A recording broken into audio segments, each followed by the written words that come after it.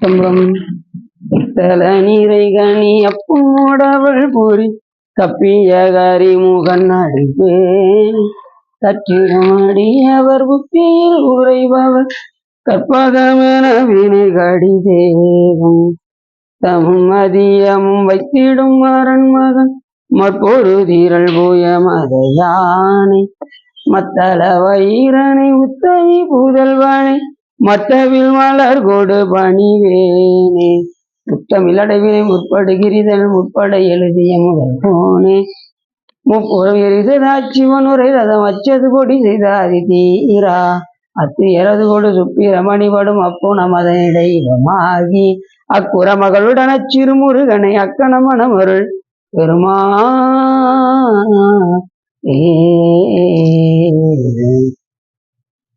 எந்தாயும் எனக்கருள் தந்தையும் நீ சிந்தாகுலமானவை நீத்தனையாள் கந்தா கதிவேலவனே உமையாள் மைந்தா குமரா மறைநாயகனே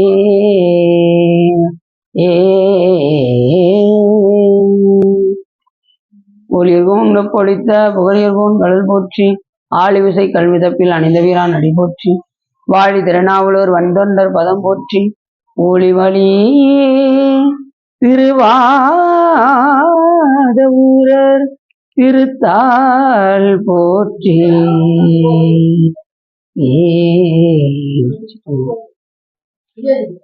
எல்லாம் வல்ல சுகாம் என்பவருடன் ஆகிய வல்ல வைத்தியநாசாமியுடைய பெரும் கருணையினாலே நாம் இன்று திருச்செந்தூர் புராணத்தில் திருச்செந்தூர் சிறப்புரைத்த அத்தியாயத்தில் பகுதி 5 பற்றி சிந்திப்பதற்கு திருவருளும் குருவருளும் அடியாரர்களும் கூட்டியுள்ளோம்.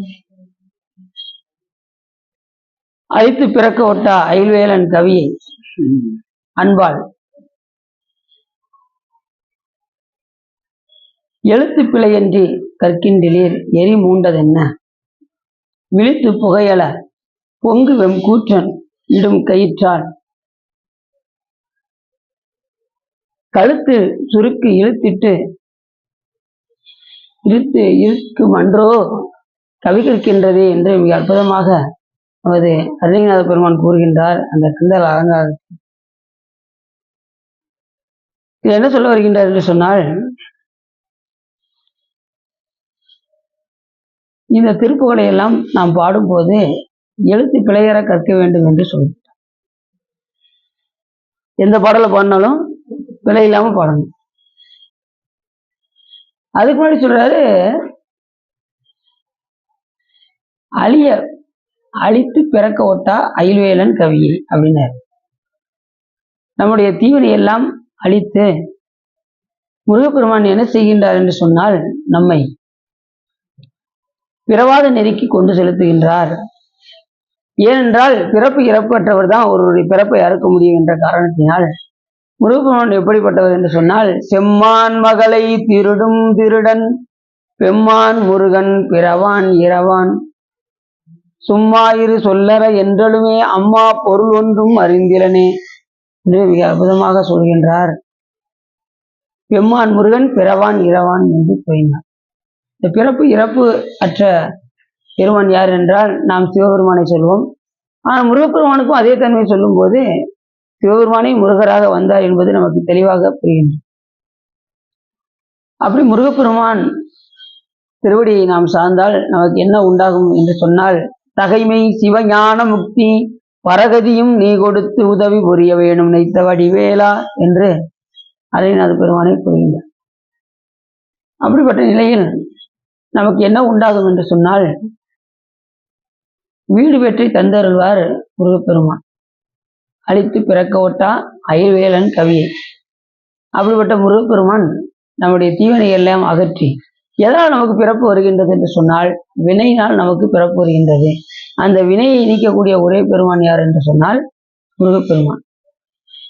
வந்த வினையும் இனி வருகின்ற வல்வினையும் கந்தன் என்று சொல்ல கலங்கிருமே என்று சொல்வதற்கிணங்க, எப்பேற்பட்ட வினையாக இருந்தாலும் முருகப்பெருமானுடைய திருவடியை பற்றினால் அந்த வினையிலிருந்து நாம் நீங்கலாம் என்று நமது நூல்கள் சொல்கின்றன. வெய்ய வினை இரண்டும் வெந்தகல மெய்யுரு என்று கூட நமது மாணிக்கவாசக பெருமான் சொல்கின்றார். இப்படி எல்லா அருளாளர்களுமே சொல்லக்கூடிய ஒரே இது என்னன்னு கேட்டால், வினையை நீக்கம் செய்கின்ற ஒரே பெருமான் யார் என்று சொன்னால் சிவபெருமான். அதே தன்மை முருகப்பெருமானுக்கும் செல்கின்றது என்று சொன்னால், முருகப்பெருமானும் சிவபெருமானும் வேறல்ல என்பது நமக்கு நன்றாக புரிகின்றது. அப்படி பிறக்க ஒட்டா எதுல எதை அழிய அழித்து, பிறக்க ஒட்டா எதை அழித்து, தீவினையை அழித்து, நம்ம நல்வினை தீவினையை அழித்து இருவினையை நீக்கி நமக்கு எல்லாம் சிவன் செயல் என்று சொல்கின்ற நிலைக்கு உயர்த்தி நம்மை இந்த மண்ணுலகத்தில் பிறக்காதவாறு செய்கின்றார் முருகப்பெருமான். அழித்து பிறக்க ஒட்டா அயில் வேலன் கவியை, அந்த வேல் எப்படி இருக்குமா? அயில் வேல், அதாவது கூர்மையான வேல் என்று அர்த்தம். இந்த வேல் எப்படிப்பட்ட வேல்? கூர்மையான வேல், அயில் வேல். அந்த வேலாயத்தோடைய ஆற்றலை நம்ம ஏற்கனவே நம்ம பார்த்துருக்கோம். அருண தன பன புயக சுதிகையில் அகில புவனமும் உதவும் மலை மகள் அமலையாரியை அந்தரி சுந்தரி இமய மாமையில் அம்பை சுயம்பகி அச்சுத சகோதரி அனைத்தும் வேத தலைவி அற்புத புராதனி வர பிரகாச பிரகதி அம்பர் குண்டல வேதை சாம்பவி விம்பக்கிஞ்சுக பூவை பூங்கொடி அச்சத லட்சத பக்த மகத்திரு அச்சத லட்சி அச்சி சடச்சேரி ஆயுதிரு மைந்தன் முகம் ஆயிரம் விளங்கியதொரு ஆறுதர வந்தருளும் ஆறுமுக முண்டரிகன் அருமறை சிறந்தவன் சங்கிராம கற்கிமுகி அபயமிட அஞ்சல் என்ற கீரனுக்கு உதவி அரசர வாமன முனிக்கு ஒரு தமிழ் திரவியும் வேரிதமாக வேரித்த கடவுள் புலவன் அனுபவிச்சித்த பவக்கடலில் புகாதியனை விரவி எடுத்து அருள் வைத்த கடல் கிருபாகரன் ஆசில்லாதார தபோதரர் இன்பு ஒரு வாசிகாதீத மனோலய வஞ்சரன் அகரும் முருகமத களவு வரிமல முக விகட முகப்பட கடின உலகினன் மரகத பச்சை திவாகரர் வடிவி உருக்கி வடித்த திருக்கைவேல் என்று அரைநாத பெருமான் மிக அற்புதமாக சொல்கின்றார். 100 கோடி சூரியனை ஒரு கட்டி கருக்கட்டி வாழ்த்த உருக்கி கருக்கட்டி வார்த்தால் என்ன ஒரு ஆற்றலோ அது முருகப்பெருமானுடைய வேலுக்கு அடியில் வேலாயுதத்துடைய ஆற்றல் அவ்வாறு உள்ளது என்று அரைநாத பெருமான் மிக அற்புதமாக சொல்கின்றார். அதைத்தான் இங்க அயில் வேலன் கவியை முருகப்பெருமானுடைய அந்த பாடலை, கவினா பாடல்கள், அந்த பாடலை என்ன செய்யணும் அப்படின்னா அன்பால பாடணும். திருமுறை பாடும்போது அன்பால பாடணும், 2வது எழுத்து பிழை இல்லாம பாடணும். இந்த 2 தான் ரொம்ப ரொம்ப முக்கியமா. நாம பாடும்போது எப்படி படிக்கும்? எத்தனை பிழை, அது பாடும்போதுதான் தெரியும் ஒருத்தவங்களுக்கு எப்படி பிழையோட போறாங்க. பேன போடுங்க, அது என்ன, அது ஏதோ ஒண்ணு போடவே நினைச்சு. அப்ப அயல்வேலன் கவியை எழுத்து பிழையற அன்பால், எப்படி அன்பால் எழுத்து பிழை என்று கற்கின்றீர் எரி மூண்டதன். அப்ப நம்ம கற்கும் போது எப்படி கற்க வேண்டும் என்று சொன்னால் பிழை இல்லாமல் கற்க வேண்டும், நிதானமாக படிக்க வேண்டும், அன்பால் படிக்க வேண்டும், இறைவன் மேல் மிகுந்த காதல் கொண்டு படிக்க வேண்டும், பாட வேண்டும். அந்த கவியை நாம் பாடும்போது இப்ப திருப்புகழ் பாடணும். முக்தை தரு பக்தி திருநகை அத்திக்கீரை சக்தி சரவண முக்திக்கு ஒரு வித்து குருவரை என ஓதும் முக்கட்பார மட்டு சுருதியின் முற்பட்டது கற்பித்திருவரு 33 வர்க்கத்து அமரரும் அடிபேன 10 தலை தத்தக்கணிதோடு ஒற்றைக்கினி மத்தை பொறுதொரு பட்டப்பகல் வட்டத்திகிரியில் இரவாக பத்தற்கிற தத்தை கடவிய பச்சை புயல் மெச்ச தகுபொருள் பஷ்யத்தோடு ரச்சித்து அருள்வதும் ஒரு நாளே தித்தித்தைய ஒத்த பரிபுற நித்தம்பதம் வைத்து பயிரவி திக்கொட்கொன் அடிக்க கழுகோடு கழுதாட திக்கு பறி அட்டப்பயிரவர் தொக்கு தொகு தொக்கு தொகு தொகு சித்திரப்பவிரிக்கு திரிகடக என ஓத கொத்துப்பற கொட்ட கிளமிசை குக்கு குகு குக்கு குத்தி புதை புக்கு பிடி என முது பூகை கொப்புற்ற நற்பற்ற உனது வெட்டி பழியிட்டு குலகிரி குத்துப்பட பொத்த பரவல பெருமாளே என்று அந்த பாடலை நாம் பாடும்போது பிழை இல்லாமல் பாட வேண்டும். சிலவர் பார்த்தீங்கன்னா அந்த பாடலை பாடவே முடியாத அளவுக்கு பாடியிருப்பான். அப்படி பாடக்கூடாது. கொஞ்சம் நிதானமா என்ன செய்யணும்னா அந்த சந்தத்தை பிரித்து வைத்து கொண்டு முக்தை தரு பக்தி திருநகை அத்திக்கு இறை சக்தி சரவண என்று நம்ம பிரித்து வைத்து பாடணும். சும்மா சேர்ந்து படிக்கணும்னு சொல்லி நம்ம பிள்ளையோட நம்ம என்ன செய்யக்கூடாதான் பாடக்கூடாது. 2வது அன்பால பாடணும். பாடும்போது பெருமானே அடியனுக்கு இந்த வாய்ப்பை கொடுத்திருக்கின்றாயே, இந்த மாதிரி ஒரு வாய்ப்பை முருகா எனக்கு வழங்கியிருக்கின்றாயே, உன்னுடைய திருப்புகழை பாடுவதற்கு எனக்கு ஒரு வாய்ப்பு கொடுத்திருக்கின்றாயே என்கின்ற அந்த ஆர்வத்தோட அந்த அன்பால இந்த கவியை நாம் பாட வேண்டும் என்று அருணைநாத பெருமான் சொல்றார். அழித்து பிறக்க ஒட்டா அயல்வேலன் கவியை அன்பால் எழுத்து பிழையன்றி கற்கின்றி எரி மூண்டதென்ன விழித்து புகை எழ பொங்கு கூற்றன் இடும் கயிற்றால் அவர் விடுகின்றான் கயிற்ற. எதுக்குன்னா கடைசி இறப்பு நேரத்துல என்ன செய்வானா எமன் கழுத்து சுருக்கி இழுத்து என்ன செய்வானா கழுத்தில் சுருக்கிட்டு இழுக்குவன்றோ தவிக்கிருக்கின்றது. கடைசி நேரத்துல நான் திருப்புகழ் பாடுறேன். ஊர் போயிட்டு வந்தீங்களா? நல்லா இருக்குங்களா? போய் விட்டு வந்துட்டீங்களா? இங்க இருக்காங்களா? இங்க வந்துட்டீங்களா? சரி சரி, அது முடிஞ்சு என்ன.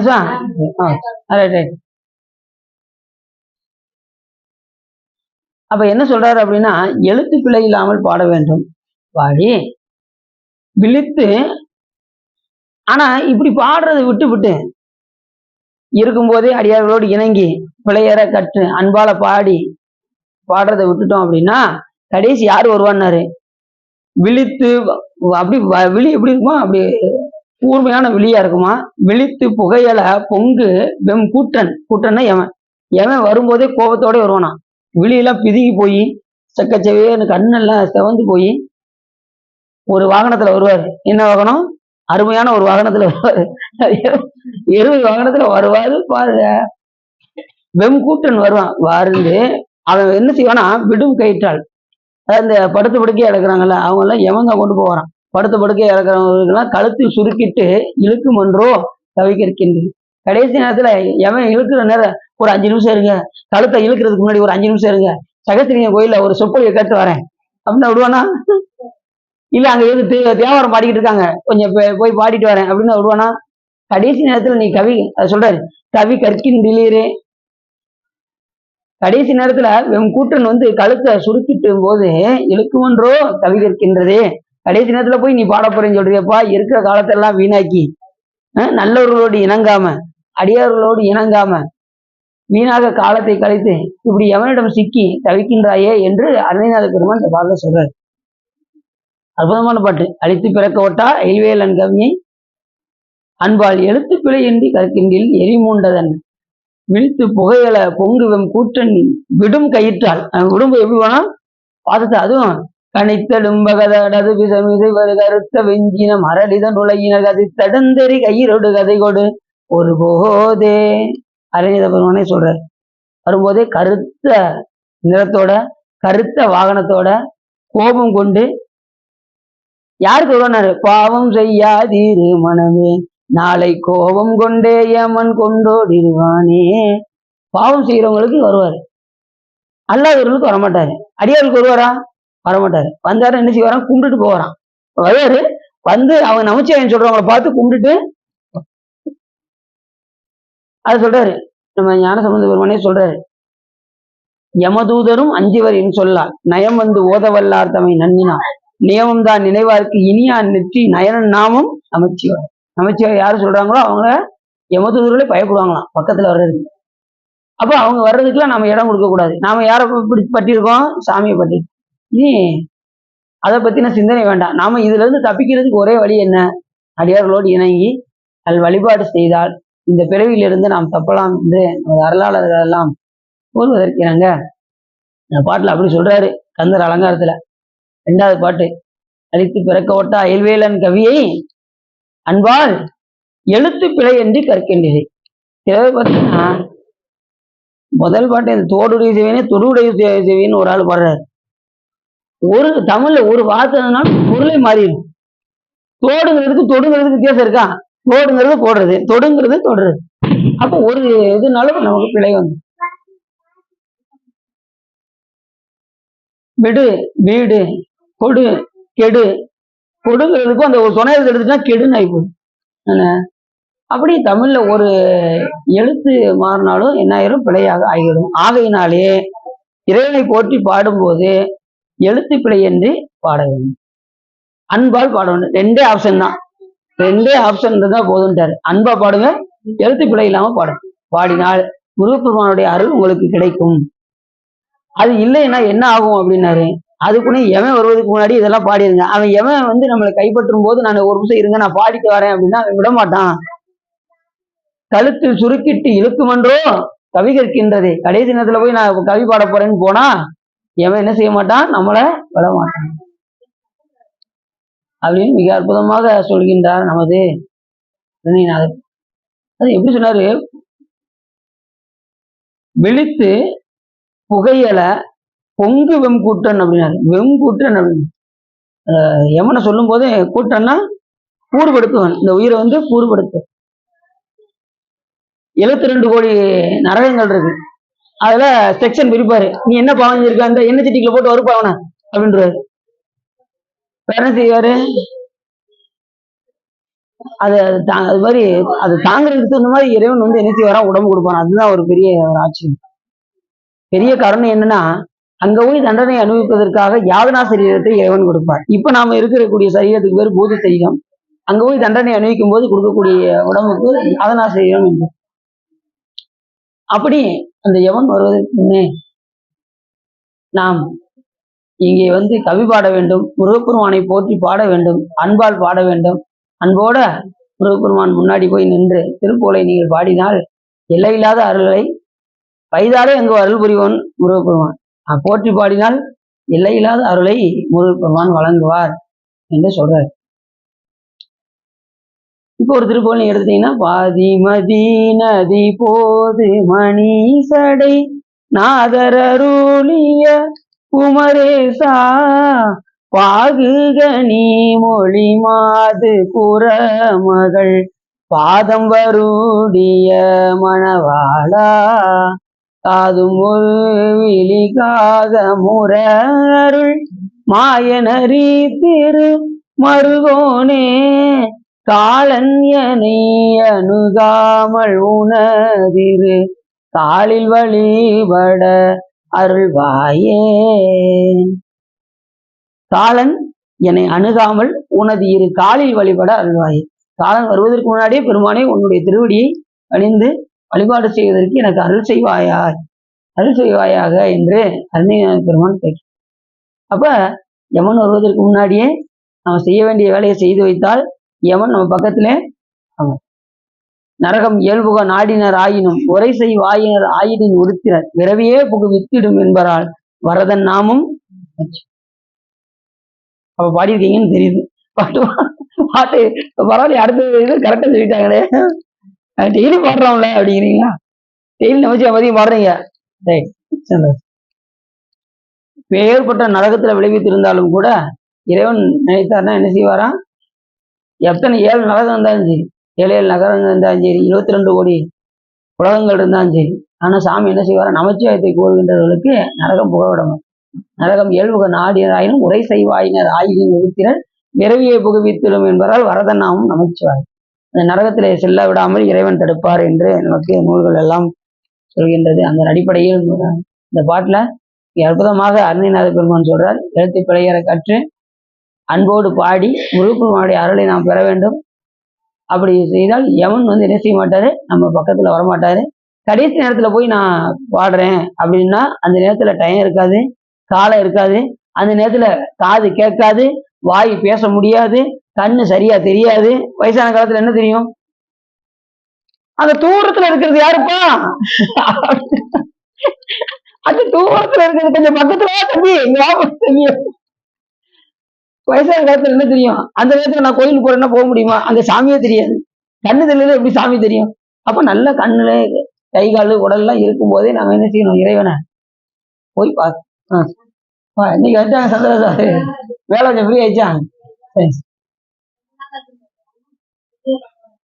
என்ன அப்ப காலம் இருக்கும் போதே நாம் என்ன செய்யணும், இறைவனை நாடி வழிபடணும். இங்க ஒரு காலம் இனி இங்கு காலம் உண்டாகவே காதல் செய்து கருதறியும் ஞாலம் உண்டானோடு வானவரும் நான்முகனும் நன்னறிய ஆழம் உண்டா நீங்கள் பாண்டிப்பிரான் தன் அடியவருக்கு மூலபண்டாரம் வழங்குகின்றான். அந்த நேரத்துல கடைசி காலத்துல கண்ணு தெரியாது, காது தெரியாது, எப்பா எதுனாலும் பக்கத்துல வந்து சொல்லுப்பா, பக்கத்துல வா, அதுல காது கேட்காது. இப்பெல்லாம் அந்த காலத்துல செவுட்டு மிஷின் எல்லாம் கிடையாது, இப்ப வந்து வந்துருச்சு. என்ன ஒரு 5000 10,000 கொடுத்த ஒரு மிஷின் வாங்கி, 5000 கொடுக்க கூட நினைக்கிறேன், 15,000 20,000 அதை வாங்கி ஈஸியா மாட்டிடுறாங்க. நீங்க என்னங்க சொல்றது, காது கேட்காதுங்க, நாங்க இப்ப செவுட்டு மிஷின் எல்லாம் வாங்கி மாட்டிடுவாங்க, அவங்க ஈஸியா பேசுறாங்க, வாங்கி மாட்டிடுறாங்க. கண்ணு சரியா வராது.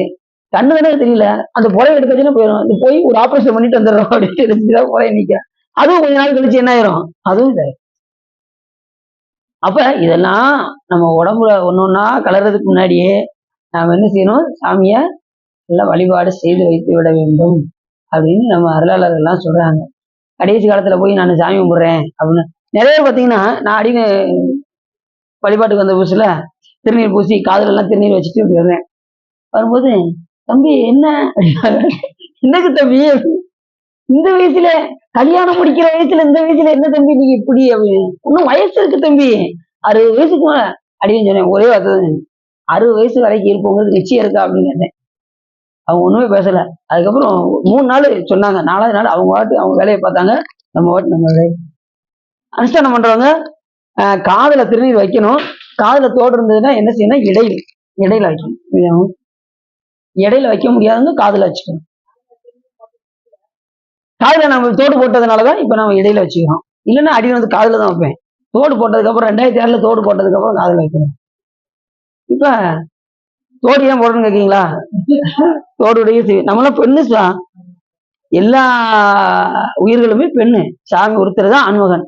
நம்ம எல்லாம் தோடு தான் போடணும். நம்ம எல்லாம் பெண்ணு. இந்த பிறவியில் நான் அடின்னு ஆனா இருந்தாலும் போன பிறவில பெண்ணா பிறந்திருக்கலாம். நீ அடுத்த பிறவில பெண்ணாவும் பிறக்கலாம். எது ஆகணும் ஆகலாம். இந்த உயிர்களுக்கு வந்து ஆண் பெண்பால் தன்மை கிடையாது. செய்த வினைக்கு தகுந்தவாறு மிருகமா கூட போயிடலாம். அதுக்கும் ஆப்ஷன் இருக்கு. செய்த வினைக்கு தகுந்தவர் என்ன செஞ்சு வச்சிருக்கோமோ சாமி கையில தான் இருக்கு. அவர் கையில உள்ள ரெக்கார்டு சொல்லும் நமக்கு என்ன பிறவி அப்படின்னு. என்னது வீண காலத்தை போய்கிட்டு அடுத்தவங்க கூட சண்டை போட்டுக்கிட்டு இருக்கியா அப்படின்னு இது பொழுதுபோக்கி புறக்கணிச்சுக்கிட்டு இருக்கியா அப்படின்னு சாமி என்ன செய்வாரு? கணக்கு எழுதிக்கிட்டே இருப்பாரு. என்ன செஞ்சாலும் எழுதுவாரு. அனுஷ்டானம் பண்றவங்க அந்த நம்ம செய்யக்கூடிய வினைகளை இந்த 11 மந்திரம் சொல்லி கொடுத்துறீங்களா? இந்த பாத்திரத்துல விடுறீங்களா? 11 மந்திரம் சொல்லி மூல மந்திரத்தை சொல்லி விடுறீங்களா? சரி 11 வட்டம் இந்த சைடு இந்த இது ஆமா அதுல 11 தடவை விடணும். பூமி சாமத்தியனோ தத்புருஷவத்ராயணம் அப்படின்னு சொல்லி அன்றாடம் செய்யக்கூடிய கண்ம ஆத்ம தவம் ஜபம் கண்ம பலன்கள் முழுவதும் சமர்ப்பையாமே அப்படின்னு சொல்லி சாமிகிட்ட சொல்லி அதை விட்டுறணும். அன்றாடம் செய்ய இல்லைன்னா மனதில் நினைக்கவே செய்ய அப்படி சொல்ல முடியலன்னா அன்றாடம் செய்யக்கூடிய வினைகளை பெருமானே ஏற்றுக்கொள்ளுங்கள் அப்படின்னு சொல்லி சாமிகிட்ட ஒப்படைச்சோம். சாமி நல்லதை மட்டும் நான் வச்சுக்கிறேன், கெட்டதை நீயே எடுத்துக்கோ. எல்லா வேலையும் நல்லதா இருந்தாலும் கெட்டதா இருந்தாலும் எல்லாத்தையுமே சாமிகிட்ட ஒப்படைச்சிடணும். சிலர் பாத்தீங்கன்னா சாமி வந்து கடைசி விநாயகர் கும்பிடாத இங்க பாரு ஓ வினைய பூரா வாங்கிடுறாரு, ஓ நல்லது புண்ணியத்தை பூரா வாங்கிடுறாரு அப்படிவாங்கல்ல. புண்ணியத்தை அவரு தானே வாங்கணும், யாரும் வாங்குவா? இது தெரியாம ஆளுக்கு என்ன பண்றாங்க? கடைசி விநாயகர் கும்பிடாதுங்க. அவர் எல்லாத்தையும் வாங்கிட்டு நல்லது தானே, நம்ம புண்ணிய பாவம் எல்லாத்தையும் அது அப்படியே சரண்டர் பண்ணிடணும். அன்னன்னைக்கு செய்த வினைகளை அன்னன்னைக்கு சாமிகிட்ட ஒப்படைச்சு அதுதான் இந்த பாட்டுல மிக அற்புதமா சொல்றாரு. அழித்து பிறக்க ஓட்டா ஐவேலன் கவி எப்படி சொன்னாரு? அன்பால் எழுத்து பிழையன்றி கற்கின்றீர் எரி மூண்டதென்ன விழுத்து புகையல பொங்குவெம் கூற்றன் விடும் கயிற்றார் கழுத்தில் சுருக்கிட்டு இழுக்குவன்றோ கவி இருக்கின்றது. கடைசி தினத்துல போய் கழுத்துல சுருக்கு போடும்போது நான் போய் தேவாரம் பாடிட்டு வரேன், திருவாசம் பாடிட்டு வரேன்னா அவன் என்ன செய்ய மாட்டான்? கேட்க மாட்டான். உனக்கு 89 வயசு ஆகுது, இன்னும் வரைக்கும் நீ என்ன செஞ்ச அப்படின்னு சத்துன்னு அடிச்சுக்கிட்டே தான் இழுத்துட்டு போவானா. அதனால அவன் சொல்றதுக்கு முன்னாடியே அவன் வந்து இழுத்துட்டு போறதுக்கு முன்னாடியே நம்ம அறிகுறி தெரிஞ்சுக்கிறோம். எவன் தான் நம்ம உயிரை எடுத்துட்டு போறாங்கிறதுக்கு அறியணும்னா நம்ம படுத்த படுக்கையா இருந்து முதுகெல்லாம் புண்ணு வந்து உயிர் அப்படிதான் போகும். சில பேருக்கு அந்த உடல் வழியாகவே கழியும். வினைப்பயன் வந்து உடல் வழியாகவே கழியும். இவரு சில ஞானிகள்லாம் பார்த்தீங்கன்னா எது வந்தாலும் கவலைப்பட மாட்டாங்க. எல்லாம் இறைவனுடைய திருவருளால் நம்ம அதை அணிவிக்கின்றோம், வினையினால தான் நமக்கு வருது, ஏதோ ஒரு பிறவில ஏதோ செஞ்சிருக்கோம் அதனால வருது அப்படின்னு சொல்லி அவங்க எதுக்கும் கவலைப்பட மாட்டாங்க. அதே பட்டினத்தாருக்கு அந்த திருடன் பட்டம் சொல்லி கூட்டு போய் கழுகு மரத்துக்கு முன்னாடி நிப்பாட்டினது அவர் கவலையே படலை. இறைவனை போட்டி பாடினாரு, வந்துட்டார். கழுகு மரம் பத்தி எரிஞ்சது. அப்போ சுவாமிகளை கல்லை கட்டி கடல்ல வீசினாங்க, அவர் கவலைப்படலை. எல்லாம் சிவன் செயல்னு சொல்லி திருமுறை பாடினாரு, கரையேறினார். இப்படி எல்லா அருளாளர்களுமே வினைப்பயனை இறைவன் அருளால் அதை வென்றார்கள். நாம் அதை வெல்ல முடியுமா அப்படின்னா நம்மளால வெல்ல முடியும். நம்ம தேவாரம் திருவாசகம் பாடினால் நாமளும் வினையிலிருந்து தப்புவதற்கான வாய்ப்புகள் இருக்கின்றன. அதன் அடிப்படையில் நாம் என்ன செய்யலாம்? வினையை நாம் வெல்லலாம். வந்த வினையும் இனி வருகின்ற வல்வினையும் கந்தன் என்று சொல்ல கலங்கி. அதனால மிக அற்புதமாக இந்த பாட்டை அன்னையனார் பெருமான் சொல்றாரு கந்தர் அலங்காரத்துல, போய் படிச்சு பாருங்க. அழித்து பிறக்க ஓட்டா எழிலன் கவியை அன்பால் எழுத்து பிறையற கற்கின்றீர் எரிமூண்டது என்ன என்று இந்த பாடல் நீ எடுத்து போய் பாருங்க. இன்னைக்கு நாம திருச்செந்தூர் புராணத்துல ஏற்கனவே நம்ம அங்கே பிறத்தல் இறத்தல் எப்பயுமே அவர் வாங்கி கொடுப்பாரு. அவர் ஆளை காலம் எப்படி வருவீங்க வந்து கரெக்டா வந்து உரைத்த நால்வகை செய்கையினால் ஒன்று பெற்றாலும் வருத்தம் இன்றியே முக்தி சென்று எய்துவர் வடிவேல் கரத்தினால் ஆணையால் பாரத கண்டத்திற்கு கதிக்கே பறித்த வேலு நகருள் பெயர் பகவான். இதுல என்ன சொல்ல வர்றாருன்னா, ஏற்கனவே நம்ம 4 இதை பத்தி பார்த்தோம். திருச்செந்தூர்ல அங்கே பிறந்தாலும் இறந்தாலும் தரிசனம் செய்தாலும் அங்கே தியானித்தாலும் நமக்கு மோட்சம் உண்டு அப்படின்னு சொன்னாரு போன இதுல.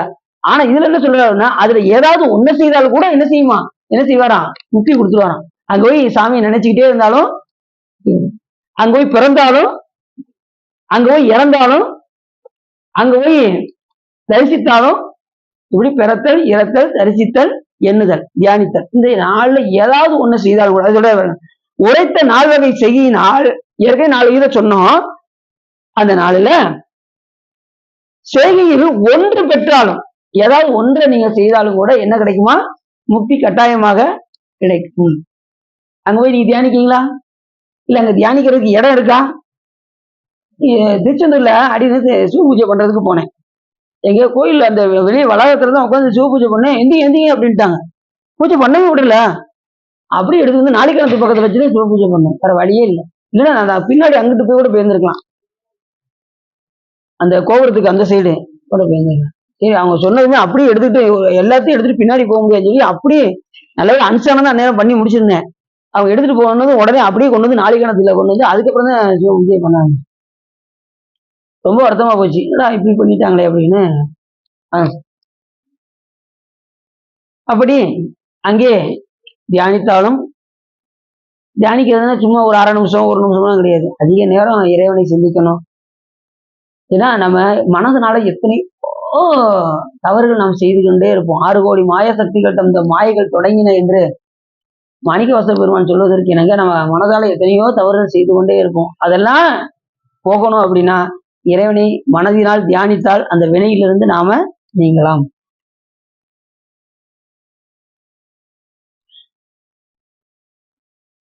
கரத்தினையால் அந்த பாரத கண்டத்தில் முக்திதற்கு உரிய பறித்த 7 நன்னகர், மொத்தம் 7 நகரம் இருக்கான் இந்த பாரத கண்டத்துல. 7 புண்ணிய தலங்கள் இருக்கின்றது. அதில் சிறப்புடைய தலம் எது அப்படின்னு 2வது நான் சொல்றேன் அப்படின்னு சொல்றேன். திரு அயோத்தி. அயோத்திக்கு போயிருக்கீங்களா? இப்ப சூப்பரா கட்டியிருக்காங்க, போயிருக்கீங்களா? போனது இல்லையா அயோத்தி? போயிடும். காட்சி போயிட்டு அப்படியே அயோத்தி போயிட்டு வந்துடும். இந்த விட போய் அப்படி அப்படி அப்படி இதுல வந்து அந்த இதுல போய் ஜாயிண்ட் ஆயிட்டோம். அதனால சரி எப்படி காட்சியை பார்த்துட்டீங்கல்ல, ஐயா பாத்தீங்கல்ல, அவ்வளவுதான். அவ்வளவு செலவழிச்சுனா நம்ம போய் ஐயாவை பார்த்துட்டோம்ல, அது சிறப்பு. கங்கையில நீர் ஆடிட்டீங்கல்ல, போட்டிங் போயிட்டீங்கல்ல, குளிக்கலையா நீங்க? கங்கை நீராட்டு தானே குளிக்க இது இப்ப போனோம். குளிச்சு தவிர்த்து எல்லாம் போய் நீராடணும். அங்க திரிவேணி சங்கமம் அது அங்க போயிடும். காட்சி நல்லா சுத்தி பார்த்துட்டீங்கல்ல, 64 படித்துறை பார்த்துட்டீங்கல்ல, அங்க உள்ள சிவலிங்கங்களை பார்த்துட்டீங்கல்ல, அவ்வளவுதான் உங்களுக்கு பிறப்பு முடிஞ்சிச்சு. ஆமா, சாமி திருவிழா அது கிடைச்சிச்சு. அடுத்த இன்னொரு வருஷம் கண்டிப்பா போத்தனை போறோம். இந்த வருஷம் என்ட்ரி இல்லைன்னா கடைசி அடுத்த வருஷத்துக்குள்ள போயிடும். எப்படியா திருவிழா கூட்டிக்கிட்டோம் என்ன?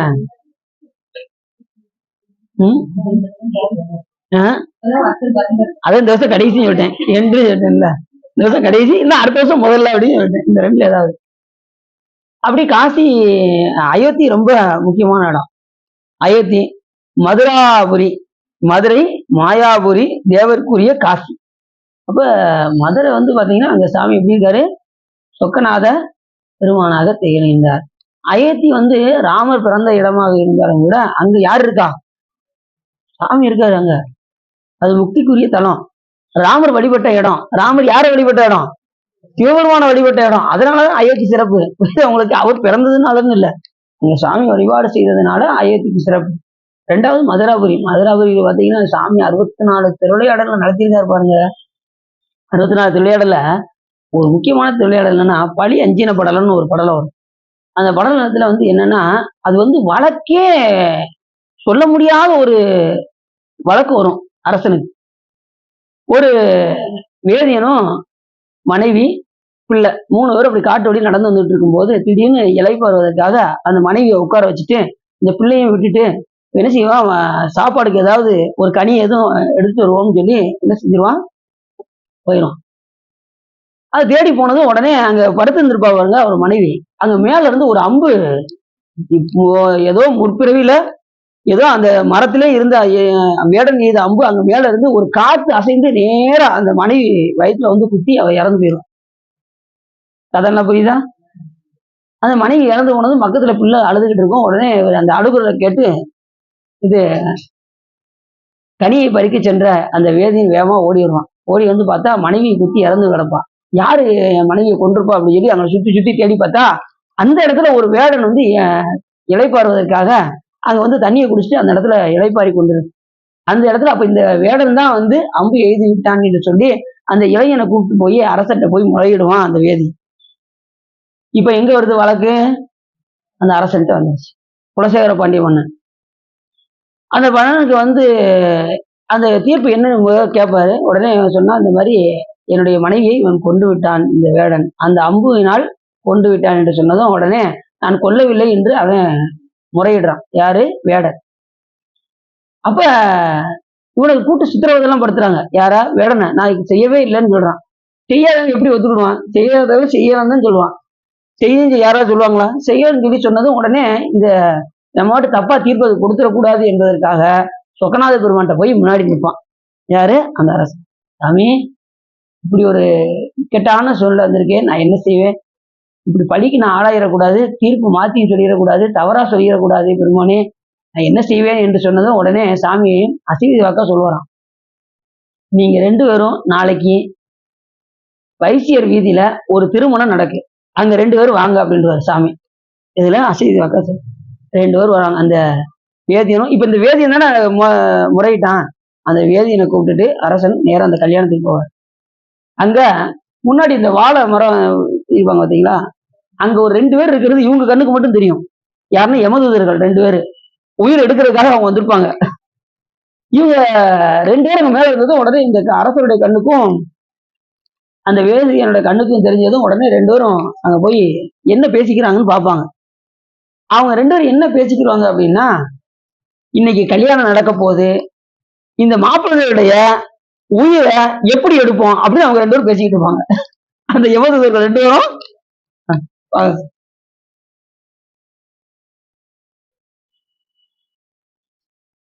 இந்த யமதூதர்கள் என்ன செஞ்சாங்க, எப்படி இன்னைக்கு அந்த மாப்பிள்ளையோடைய உயிரை எடுப்பது அப்படின்னு 2 பேரும் கன்சல்ட் பண்ணதும் உடனே அதுல ஒருத்தன் சொல்றான், நேத்து அந்த காட்டுக்குள்ள அந்த அம்பை காத்து அசைய வச்சு அந்த கம்பை விளை வச்சு ஒரு பொண்ணை கொன்னோம்ல அப்படின்னு அவங்க பேசுவாங்க 2 பேரும். இதை யாரு கேட்கா? அந்த வேதியன் கேட்கும்படி சிவபெருமான் செய்கிறார். அதை கேட்டதும் அப்ப இதனாலதான் விழுந்துச்சோ அப்படின்னு சொன்னதும் போது அடுத்த நிமிஷம் இவங்க பேச ஆரம்பிப்பாங்க. இன்னைக்கு நாம என்ன செய்ய போறோம் அப்படின்னா, எப்படி அந்த பெண்ணை நம்ம கொன்னோமோ, கொண்டு நம்ம தலைவன்கிட்ட கொண்டு சென்றோமோ, அதே போல இன்னைக்கு வெளியில கல்யாணம் முடிச்சு வெளியில வந்து மாட்டை பிடிச்சு சுத்தி வருவாங்க. அந்த நேரத்துல இந்த மாடு முட்டும்படி நம்ம செஞ்சிருவோம் அப்படின்னு இவங்க 2 பேரும் பேசிக்கொள்வார். அப்படி பேசினதும் உடனே மாப்பிள்ளை வெளியில கூட்டு வருவாங்க. பசு கண்டுபிடிப்பாரு, அவர் முட்டி அந்த மாப்பிள்ளை இறந்துக்குவோம். அப்பதான் இவனுக்கு புரியும். அப்ப வந்தது யமதூதர்கள் தான் வந்து எடுத்திருக்காங்க, இந்த வேடன் வந்து செய்யல அப்படிங்கிறத அந்த வேதியன் உணர்ந்ததுக்கு அப்புறம் தீர்ப்பை கூறுவார். அவன் வந்து குற்றம் செய்யவில்லை வேடன் என்று அந்த குலசேகர பாண்டிய மன்னன் தீர்ப்பு. கதை புரிஞ்சிருச்சா? அப்ப எடுத்தது யாரு உயிரை? யமதூதர்கள் வந்து எந்த நிலையிலும் எடுப்பாங்க. நம்ம அசந்தா கூட செய்வாங்க, எடுக்கிறதுக்கு அவங்க தயாரா இருக்கும். நம்மளுடைய உயிரை யாரு பற்றுவா அப்படின்னா சிவகணங்கள் வந்துதான் எடுத்துட்டு போவாங்க. யமகணங்கள் வந்து எடுத்து கொண்டு போக மாட்டார்கள். நம்ம வந்து சிவகணம் ஒரு பாட்டி ஏற்கனவே சொல்லியிருப்பேன், ஒரு புண்ணியம் கூட செஞ்சது கிடையாது. ஒரு பாட்டி புண்ணியமே செஞ்சது, யாராவது தானம் கேட்டு வந்தாங்கன்னா அவங்க அடிக்கடிக்கு போயிடுவாங்களாம் அந்த பாட்டி. உடனே ஒரு சாமியார் அந்த ஊருக்கு வந்தார். வந்து எப்படியாவது அந்த பாட்டிட்ட யாசகம் கேட்டு வாங்கியே ஆகணும் அப்படிங்கிறாரு. உடனே அந்த ஊருக்காரங்களாம் சொன்னாங்க, எங்கனாலும் போங்க, அந்த பாட்டிட்ட மட்டும் போயிடாங்க, அது எனத்தையா கொண்டு அடிச்சிட போகுது, வேண்டாம் அப்படின்னு சொல்லி சொல்லுவாரு. அவர் அதையும் மீறி என்ன செய்வாரு, அந்த பாட்டிட்ட போய் யாசகம் கேட்டு போவார். அது அந்த நேரத்துல நெல்லை குத்திக்கிட்டு இருந்தது. குத்துனதோட அந்த உலக்கைய தூக்கிட்டு அடிக்க ஓடிச்சு அந்த சாமியார. அடிக்க ஓடினதும் அதான் தப்பிச்சம் பிழைச்சு அந்த சாமியார் ஓடியே போயிட்டு அடுத்த நிமிஷமே யார் வந்தா அப்படின்னா யமகணங்கள் தான் வந்திருக்கணும். ஆனா சிவகணங்கள் வந்தாங்க. சிவகணங்கள் வந்து அவர் உயிரை தூக்கிட்டு போனாங்க. யார? அந்த பாட்டியுடைய உயிரை நேரா சிவகணங்கள் சிவகணங்கள் எங்க கொண்டு போவாங்க? சிவபெருமான்ட்ட கொண்டு போயிட்டாங்க. அந்த பாட்டி சிவபெருமான கண்ணால பார்த்தது, ஒரு புண்ணியம் கூட செய்யாம சாமி போய் பார்த்தது. சாமி, நான் ஒரு புண்ணியம் கூட செஞ்சது இல்ல, நான் உங்களை பார்க்கக்கூடிய நிலை எனக்கு எப்படி சாமி கிடைச்சது அப்படின்னு சொல்லி அந்த பாட்டி கேட்கவும், நீ நெல்லு குத்திக்கிட்டு இருந்தியா? ஆமா, நெல்லு குத்திக்கிட்டு இருந்தேன். அந்நேரம் ஒரு சாமியார் வந்தாரா? ஆமா ஆமா, ஒரு சாமியார் வந்தாரு. நீ என்ன செஞ்ச அப்படின்னு சொல்லி சாமி கேட்டாரு. அவரை அடிக்கடிக்க ஓடிட்டேன்ல அப்படின்னு அந்த பாட்டி சொன்னதும், அப்படி நீ அடிக்க ஓடும்போது அதுல நீ நெல்லு குத்தும் போது அதுல ஒரு அரிசி வந்து எதுல விழுந்தது, அவர் யாசகம் கேட்டு வந்த அந்த பாத்திரத்தில் விழுந்ததுனால அதை அவர் பொங்கி சாப்பிட்டதுனால நீ எங்க வந்திருக்க? சிவலோகத்துக்கு வந்திருக்க. ஒரு பருக்கைக்கே இப்படின்னா நீ நிறைய புண்ணியம் செஞ்சா இங்கேயே இருக்கலாமா இருக்க வேண்டாமா அப்படின்னு அந்த பாட்டிக்கு சொன்னதும் உடனே அந்த பாட்டி அதுல இருந்து நிறைய புண்ணியம் செய்ய ஆரம்பிச்சாங்க. அடுத்து நல்ல பிறவியை கொடுத்து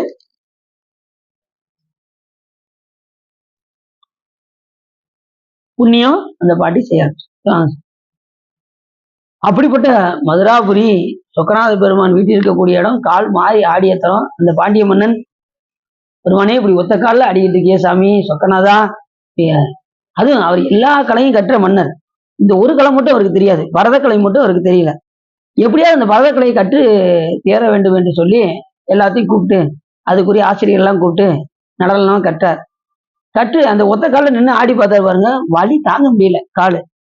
சாமி, எனக்கே இப்படி வலிக்க சாமி, நீ எப்படி இப்படி ஒத்த காலையே நிக்கிய சாமி, ஏதாவது பார்த்து உன் காலை மாத்தி நீ ஆடக்கூடாதா அப்படின்னு சொல்லி கேட்டானா சொக்கநாத பெருமான்.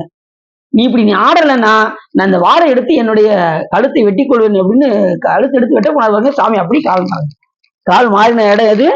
மதுரை எம்பதி சொக்கநாத துவாதசாந்த தலம்னு பேரு. மதுரை வந்து துவாதசாந்த வந்து இந்த இருக்கு, இங்கக்குள்ள இருக்கு. துவாதசாந்த பெருவெளியில சொக்கநாத பெருமான்.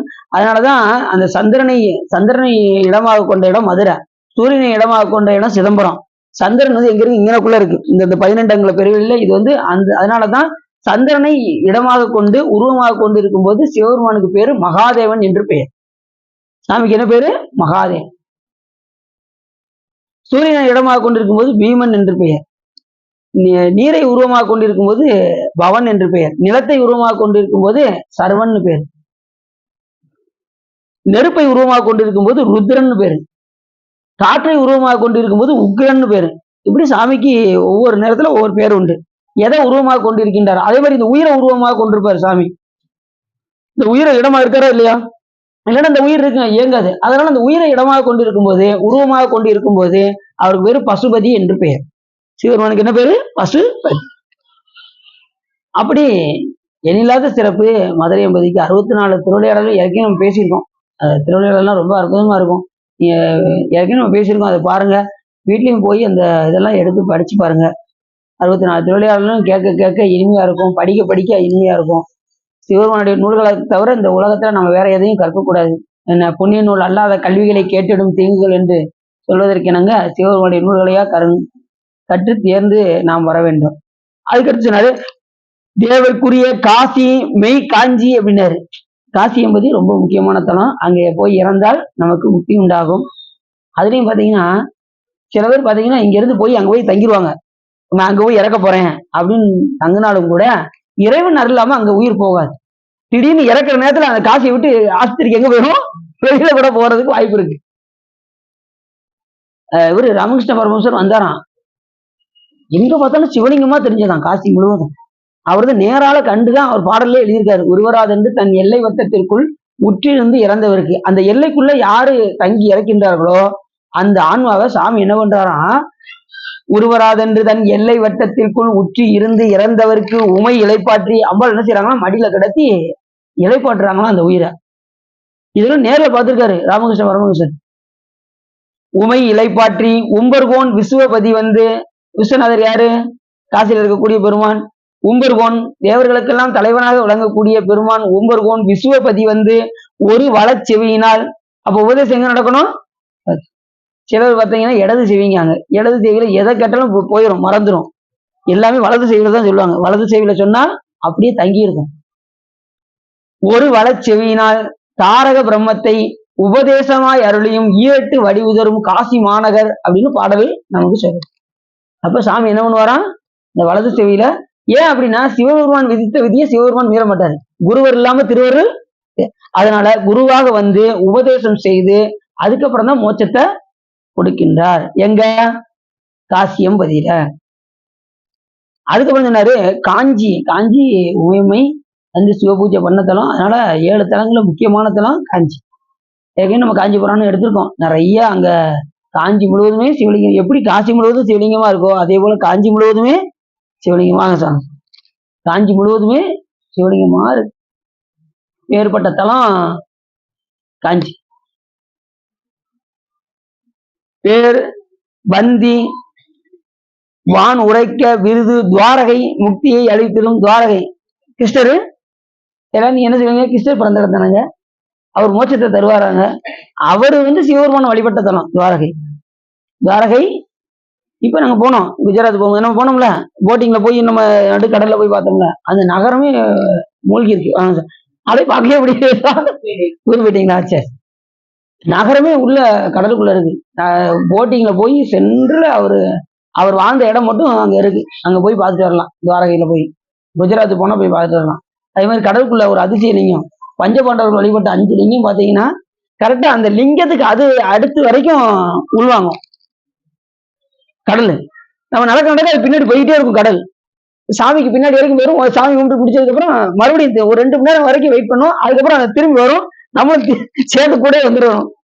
அப்படி ஒரு அதிசயம்லாம் அங்க குஜராத்ல இருக்கு. அதே மாதிரி துவாரகையும் அங்க குஜராத்ல இருக்கு. துவாரகை ரொம்ப அதுவும் முக்கியமான தலம், அதுவும் முக்கிய தலங்கள்ல ஒன்று அப்படின்னு சொல்றாரு. வேத பருதி வேலவன் உறைந்தருள் ஜெயந்தி எம்பதியே.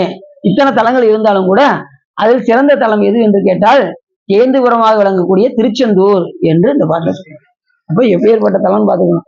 அங்க பிறந்தாலும், அங்கே இறந்தாலும், அங்கே தரிசித்தாலும், அங்கே கருத்து அதாவது தியானித்தாலும் முக்தி எளிதாக கிடைக்கக்கூடிய இடம். இதுல ஏதாவது ஒன்று செய்தாலும் கூட முக்தி தரக்கூடிய இடம் திருச்செந்தூர் என்று இந்த பாட்டு சொல்லுவாங்க.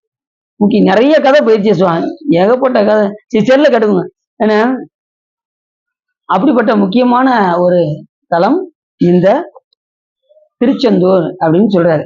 என்னதற்கு அரியதாகிய முக்தி பெற்றிருக்க நன்னு வித்திடும் என்பது சொல்வதன் ஞான புண்ணியத்து திருச்செந்தி ஜெயந்தி மாபுரம் புகாவதமாய் மன்னகத்தில் இனி பாவகாரியர் என வதிந்தீர் என்று இந்த பாட்டுல சொல்றாரு. என்ன சொல்றாருன்னா, நினைத்திற்கரிய முக்தியை தரக்கூடிய இடம் எது என்று கேட்டால் இந்த திருச்செந்தூர்.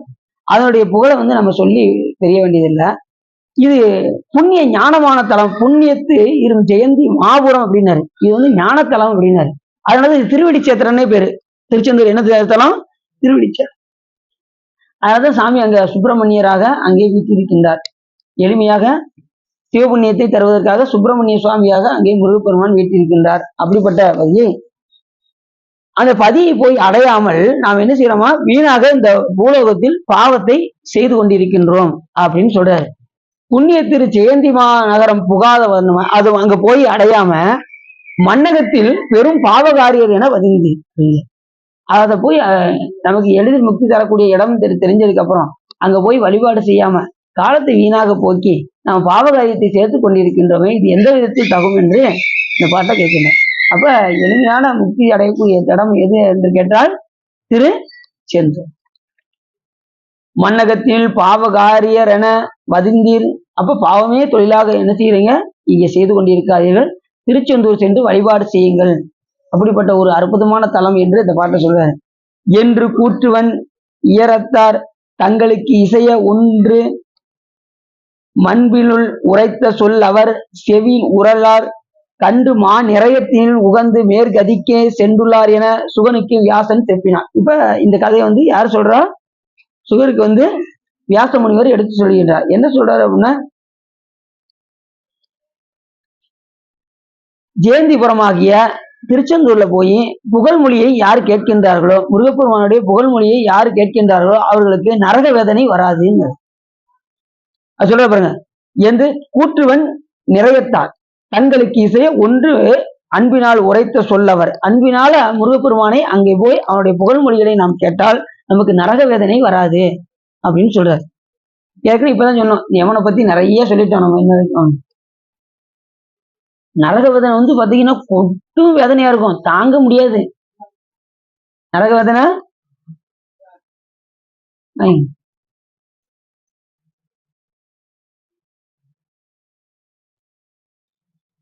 அதே மாதிரி இங்கே நற்கதியை தருவதற்கும் சிறந்த ஒரு இடம் திருச்செந்தூர் அப்படின்னு சொல்ற. நரக வேதனை தீர்வோம் அப்படின்னா அப்ப நம்ம என்ன செய்யணும்? அங்க போய் புகழ்மொழி.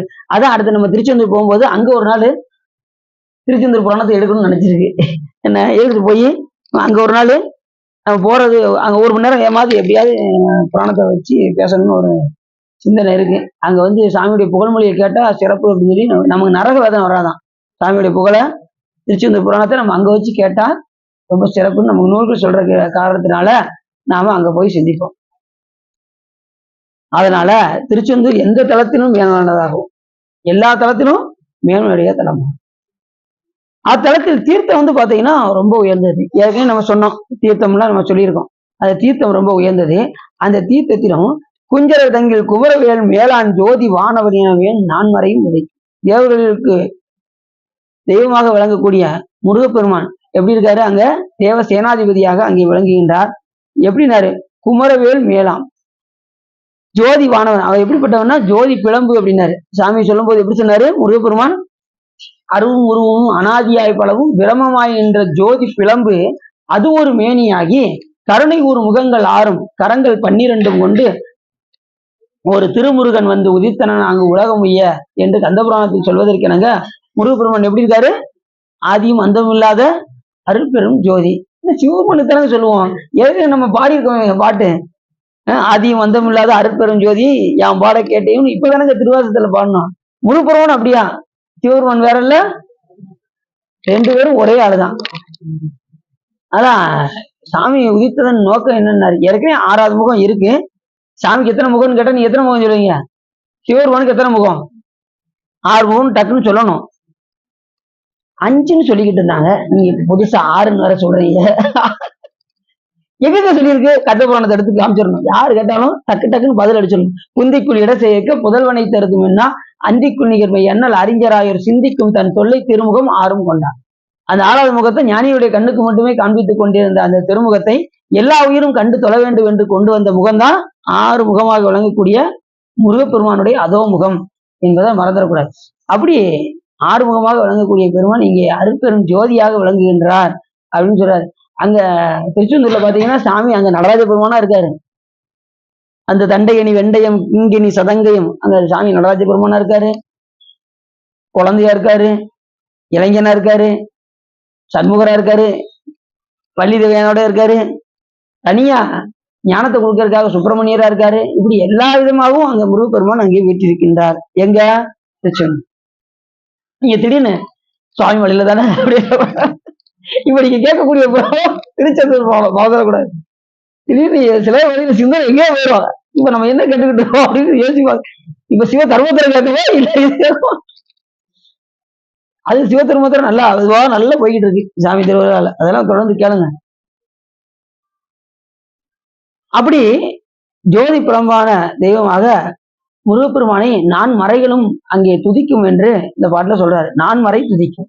4 வேதங்கள்ல ரிக் யசு சாம அதர்வன வேதத்தில் முருகப்பெருமானை எப்படி சொல்லுதான்? சுப்பிரமணியோம் சுப்பிரமணியோம் சுப்பிரமணியோம்னு 3 தடவை சொல்லுது. 3 தடவைக்கு மேல சொல்லக்கூடாது, விதி வந்து தடுக்குது. அதுக்கு மேல சொல்லக்கூடாது அப்படிங்கிறதுனால. அதனால அதுக்கு மேலேயும் சொல்லியிருக்கோம், ஆனா விதி தடுக்கிறதுனால 3 தடவை சொல்லுது வேதங்கள் முருகப்பெருமான். அப்படிப்பட்ட தனிச்சிறப்புடையது அது. சுப்பிரமணியனே சொல்லுது. திருச்செந்தூர்ல சாமி பேர் என்ன பேரு? சுப்பிரமணியம். சண்முகம்னா என்ன தெரியுமா உங்களுக்கு? சண்முகம்னா என்னது? சண்முகம்னா ஆறுமுகம். இது ஒரு பெரிய விஷயமா? சட் அப்படின்னா ஆறுன்னு அர்த்தம். இந்த சட்டங்க மந்திரம் நம்ம சொல்றோம்ல, அனுஷ்டானத்துல சட்டங்க மந்திரம். ஓம் இருதாய நம, ஓம் சரசாய நம, ஓம் சிகாய நம, ஓம் கவசாய நம, ஓம் நேத்ரோபிய நம, ஓம் அஸ்தாய நம. சட்டங்க மந்திரம். பஞ்சாட்சரம்னா அஞ்செழுத்து. சடாச்சரம் அப்படின்னா சட்டு அப்படின்னாலே ஆறுன்னு அர்த்தம். அது சாமியுடைய 6 மந்திரத்தால் சொல்லப்படக்கூடியது. அது சட்டங்கம்னு பேரு. அந்த மந்திரம்லாம் ரொம்ப சங்கீதா மந்திரம்னு பேரு. சம்ஸ்கிதா மந்திரம் அப்படின்னா அந்த 11 மந்திரம், சட்டங்க மந்திரம்னா இந்த 6 மந்திரம், பஞ்ச பிரம மந்திரம்னா 5 மந்திரம், பஞ்ச கலா மந்திரம்னா 5 மந்திரம், எல்லாம் சேர்ந்து சம்ஸ்கிதா மந்திரம்னு பேரு. பஞ்சபிரம மந்திரம் 5, ஓம் ஈசானமூர்த்திய நம, ஓம் தத்புருஷ சகஸ்ராய நம, ஓம் அகோர ஈசாய நம, ஓம் வாமதேவக்கிய நம, ஓம் சத்யோஜாதமூர்த்திய நம 5. அப்புறம் வந்து ஓம் பஞ்ச கலா மந்திரம் அப்படின்னா ஓம் நிவர்த்தி கலாய நம, ஓம் பிரித்திச கலாய நம, விஷய கலாய நம, ஓம் சாந்தி கலாய நம, ஓம் சாந்தி அதீத கலாய நம. இது வந்து பஞ்ச கலா மந்திரம். இதெல்லாம் எப்ப சொல்லணும்? திருநீர் இப்படி வச்சு சொல்லுவீங்களா? அந்த சொல்றீங்களா?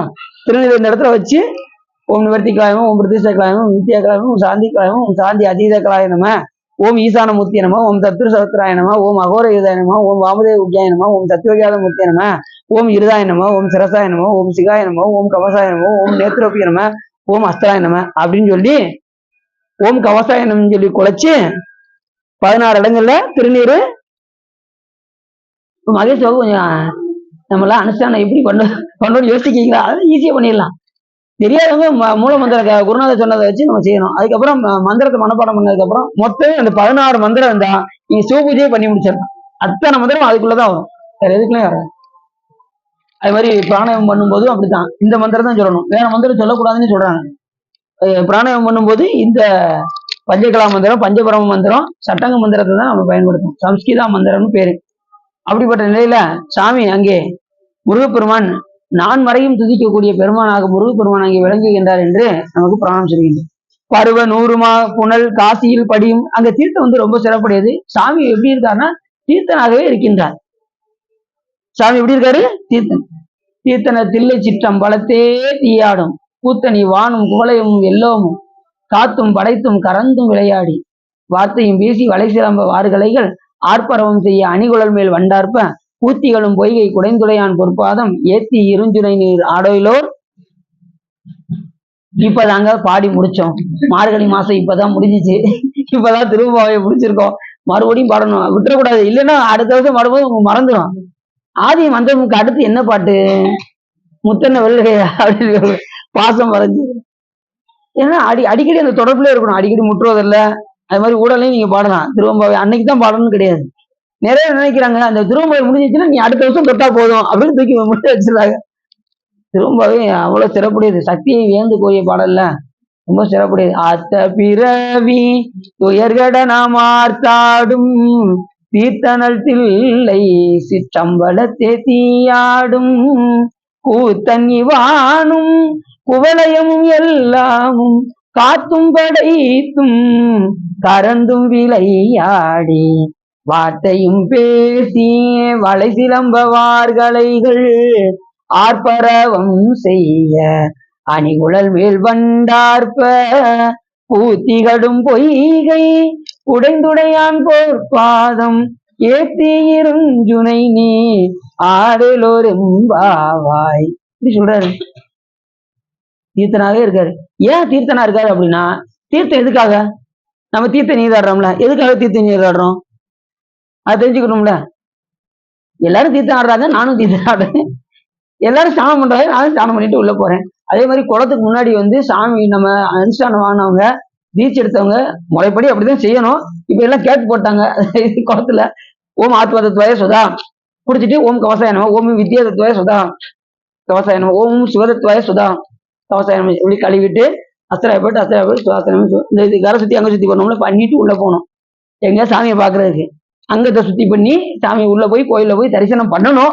ரூல்ஸ் படி அப்படிதான் செய்யணும். ஆனா நம்ம என்ன செய்யறோம்? கட கட கட கட கடன்னு உள்ள போயிடுறோம். அந்த குளத்துல வந்து இறங்கி இந்த ஸ்நானம் பண்ணிட்டு தான் போகணுமா. அந்த சுத்தி படுத்திட்டு தான் மெயினா வந்து அந்த தீர்த்தத்தை நாம என்ன செய்யணும்? அருந்தல் தலையில தெளிக்கணும். ஓம் அஸ்திராய வசட் அஸ்திராய வசட் அஸ்திராய வசட்னு தெளிச்சுட்டு ஓம் அஸ்திராய நம 10 தடவை ஜெயிச்சுட்டு அப்புறம் அஸ்திராய சொல்லி மருந்து வச்சுட்டு அதுக்கப்புறம் ஓம் ஆத்மதத்துவாய சுதா, ஓம் வித்யா தத்துவாய சுதா. ஏன்னா நம்ம தத்துவங்களை கடக்கணும்.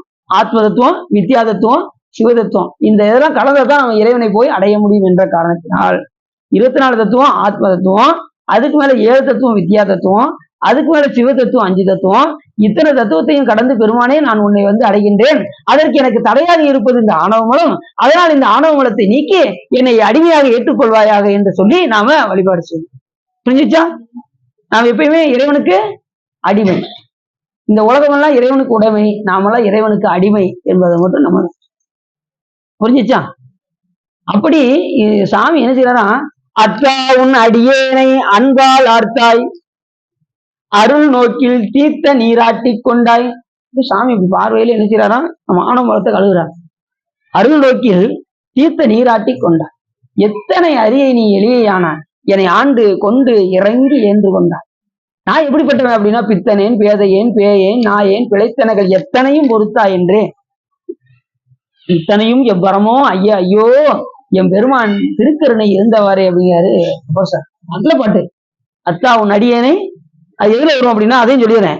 திருநாமம் மஞ்சளத்தும் செப்பாராயில் பாட்டு இருக்கு பாருங்க, அதுல நீங்க எடுத்து பாருங்க, அதுல இந்த பாட்டு வரும். அத்தா இந்த பாட்டை நீங்க மனப்பாடம் பண்ணி வச்சு சாமிக்கு முன்னாடி இந்த பாட்டை பாடுங்க. அத்தா உன் அடியேனை அன்பாளாத்தாய், அருள் நோக்கி தீர்த்த நீராட்டி கொண்டாய், எத்தனை அரிய நீ எளியானாய், என்னை ஆண்டு கொண்டு இறங்கி என்று கொண்டு. நான் எப்படிப்பட்டவன் அப்படின்னா, பித்தனேன் பேதையேன் பேயேன் நாயேன் பிழைத்தனைகள் எத்தனையும் பொறுத்தாயின். அவன் எத்தனை பிழை செய்தாலும் சாமி பொறுத்துக்கிட்டே இருக்காருல்ல. அவர் தண்டனை கொடுக்க ஆரம்பிச்சாருன்னு வச்சுக்கோங்க, நம்ம ஒருத்தரும் தேர மாட்டோம். என்ன சரி அடி வாங்கிக்கிட்டே இருக்கணும். அவ்வளவு தவிர நாம செஞ்சுக்கிட்டு தான் இருக்கோம், நிச்சயம் செஞ்சுக்கிட்டு இருக்கோம். மனசால நினைக்கிறோம், வாக்கால செய்யறோம், காயத்தினால செய்யறோம். எத்தனை பேரை நம்ம என்னெல்லாம் பண்றோம் யோசிச்சு பாருங்க.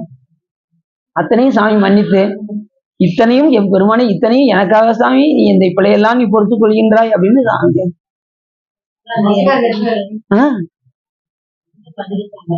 திருநாமம் இது ஆறாம் திருமுறை, திருத்தாண்டகம். அதுதான் வருது, அதுதான் திருத்தாண்டகம் சார். திருத்தாண்டகத்துல திருநாமம் மஞ்சளுக்கும் செப்பாலும் அடிக்கும் வந்துடும். அதுல இல்ல இந்த பாட்டை கூட அடிங்க. அத்தான் மஞ்சள் செப்பாலும் ஃபர்ஸ்ட். ஆமா, அதை அடிச்சீங்கன்னா வந்துடும்.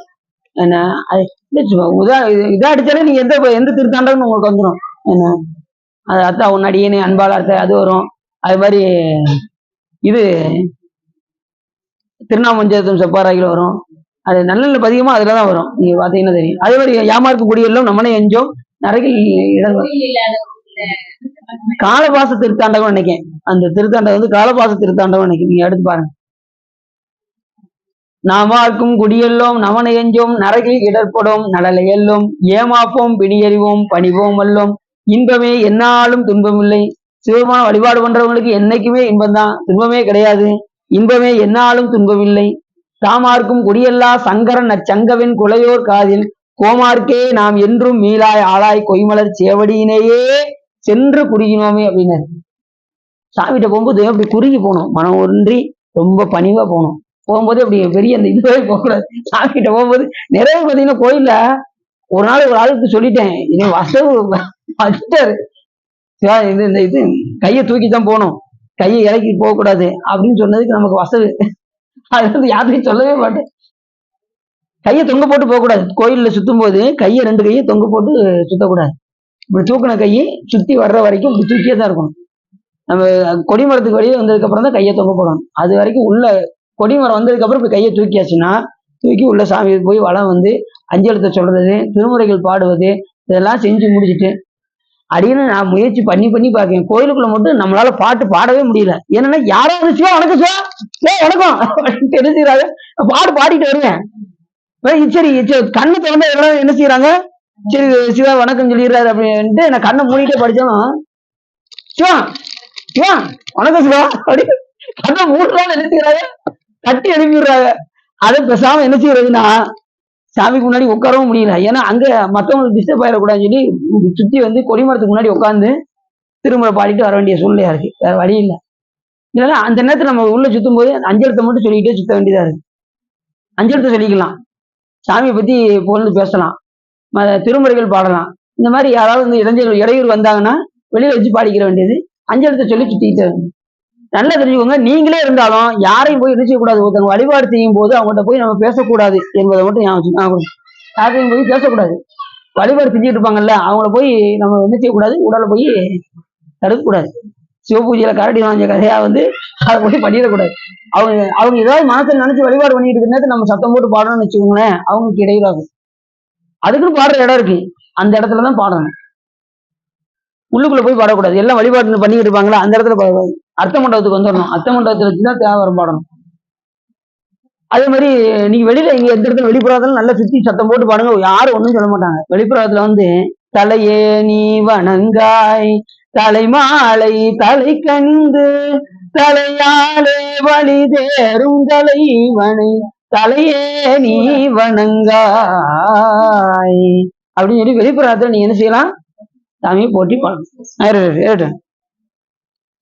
அப்படி நமது நூல்கள் எல்லாம் என்ன சொல்கிறது சொன்னால், அத்தாவும் அடியேனை அன்பால் அத்தா அருள்நோக்கி தீர்த்த நீராட்டி கொண்டாய். சாமி எப்படி இருக்காரா, தீர்த்தனாகவே இருக்கின்றார். எதுக்காக, நம்மளுடைய ஆணவமலத்தை கழுவுவதற்காக. நமக்கு தடையாக இருப்பது எது, ஆணவம். அந்த ஆணவமலத்தை நீக்கியாச்சுன்னா சாமி நமக்கு தெரிந்து விடுவார், நாம அவர்கிட்ட ஈஸியா போயிடலாம். இப்ப அந்த பொறையை நீக்கணும், அதுக்குத்தான் வழிபாடு. பொறையை நீக்கிறதுக்கு தான் முழுசா மறைப்பா இருக்கு, அந்த மறைப்பை நீக்குவதற்கு வழிபாடு அப்படின்னாரு. அருத்தியினால் நாயடியின் அணிகொள்தில்லை கண்டேனேங்கிறாருல பாட்டு. அருத்தினா என்ன அர்த்தம், அருத்தினால் என்ன அர்த்தம், அருத்தினால் நாயடியின் அணிகொள்தில்லை கண்டு. அங்க பாடியிருக்கோம், ஆனா பொருள் தெரியாமதான் பாடியிருக்கோம் அப்படிங்கிறீங்களா. கருத்திருத்தி ஊன்போக்கு கருணையினால் ஆண்டு கொண்ட திருத்துருத்தி மேயானை தித்திக்கும் சிவபதத்தை அருத்தியினால் நாயடியே அணிகொள்தில்லை கண்டேன். அவன் நான் கருவுல இருக்கும் போதெல்லாம் உடைய நினைச்சேன்னு தெரியல. கருத்திருத்தி ஊன்புக்கு எனக்கு நம்ம கருவை திருத்தி என்ன செய்யறான், வெளியே கொண்டு நம்மள வழிபாடு செய்ய வைக்கிறான். அருத்தின்னு அர்த்தம், வழிபாடுன்னு அர்த்தம். வழிபாடு செய்யாதான் தில்லையை காண முடியும், வழிபாடு செய்யலன்னா தில்லையை காண முடியாது. அதான் அருத்தினால் நாயடியேன் அணிவதில்லை கண்டேனே. அப்ப வழிபாடு செய்யாம நாம என்ன செய்ய முடியாது. இன்னொன்னு, வழிபாடு செய்யாம சாமிகிட்ட போய் முக்தி கேட்க கூடாதான். தொண்டு செய்யாம சாமி எனக்கு ஒரு முக்தியை கொடுன்னு கேட்க கூடாதான். இல்லைன்னா உயிருக்குத்தான் இழுக்கான், சாமிக்கு ஒண்ணும் கிடையாதான். ஒரு வழிபாடு செய்யாம, மலை பறிச்சு கொடுக்காம, திருமுறைகள் பாடாம, உலகார பணி செய்யாம சாமிகிட்ட போய் முக்தி கொடுன்னு கேட்கலாமா? ஒரு பணி செய்யாம இது ஓனர் சம்பளம் கொடுத்துருவாரா? வேலை பார்க்காம எந்த ஓனர் சம்பளம் கொடுப்பாங்களா? கொடுக்க மாட்டாங்களா? அதே போல பணி செய்யாம சாமி முக்தி கொடுக்கவே மாட்டாரு. கவலையே பட வேண்டாம், இப்பயே அறிவிச்சுக்கோங்க, பணி செய்யாம எதுவுமே கிடையாது. உனக்கு பணி செய்ய உந்தனை என்னாலும் நினைக்க வரம் எனக்கு. அப்ப நம்ம அருளாளர்கள்லாம் கரெக்டா தான் சொல்லி வச்சிருக்காங்க, பணி செய்யாம எதுவுமே கிடைக்காது. உனக்கு பணி செய்ய உந்தனை என்ன. ரெண்டாவது, சாமி நினைக்கிறது கூட அவனுக்கு பணி செய்யாம நினைக்க முடியாதுன்ட்டு. சிவருமான நினைக்கிறனா கூட அவனுக்கு பணி செய்யாம அவன் நினைப்பு, நம்ம கண்ணை முன்னாலும் நினைப்பு வராதான். தொண்டு செஞ்சாதானே வரும், இல்லைன்னா எப்படி கண்ணை முன்னா வருவாரு சொல்லுங்க பாப்போம். அப்ப முதல் என்னன்னா, அவருக்கு தொண்டு செய்ய வேண்டும், பணி செய்ய வேண்டும். பணி செய்தால் நாம் கண்ணு மூடினாலும் சாமி. சரி, இப்ப அப்படி பருவ நூறுமாக புனல் காசியில் படியும் பெருமை மாதவ பசித்து புறமென பேசி ஒரு கந்த புஷ்கரணி புனலோடு அருவி மூழ்கினதற்கு கந்த மாதவ கதி விளங்கும். என்ன சொல்றாரு அப்படின்னா, கங்கையிலையும் கங்கையில மூழ்கின அந்த ஒரு சிறப்பு நம்ம திருச்செந்தூர்ல இருக்கக்கூடிய கந்த புஷ்கரணி என்கின்ற, கந்த புஷ்கரணி எது, நாடிக்கிணறு இருக்குல்ல, அதுதான் முருகப்பெருமானால் உருவாக்கப்பட்ட கந்த புஷ்கரணி என்கின்ற தீர்த்தத்தில் மூழ்கியவர்களுக்கு அது கிடைக்கும் அப்படின்னாரு. கங்கையில மூழ்கிய பலன் இங்க. அதுல அடுத்த பாட்டு என்ன சொல்றாருன்னா,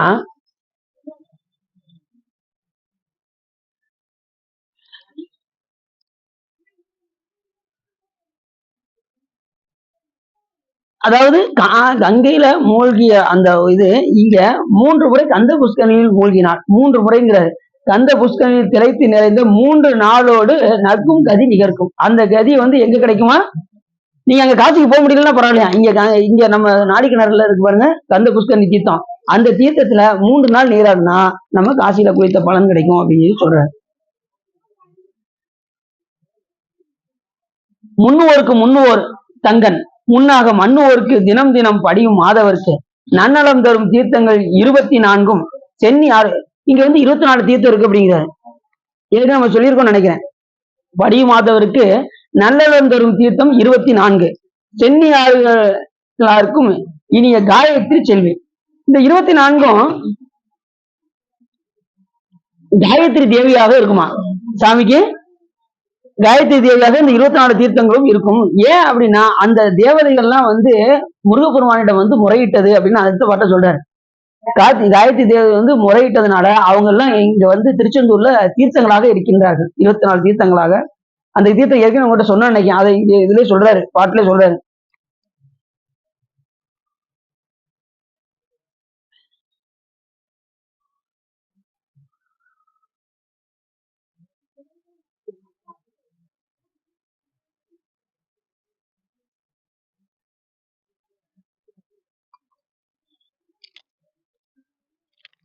அந்த தேவதைகள்லாம் வந்து விண்ணப்பிச்சுதான். நின்று காயத்ரி செல்வியால் எடுத்து குண்டு எரிந்த வேலொரு முகத்தான் முன் கூற நண்டு உள்ளத்தோடு கூறினை நாமுல மகிழ்ந்து மண்ட நிற்குதி என்ன மின்னருள் மறைமாதான்.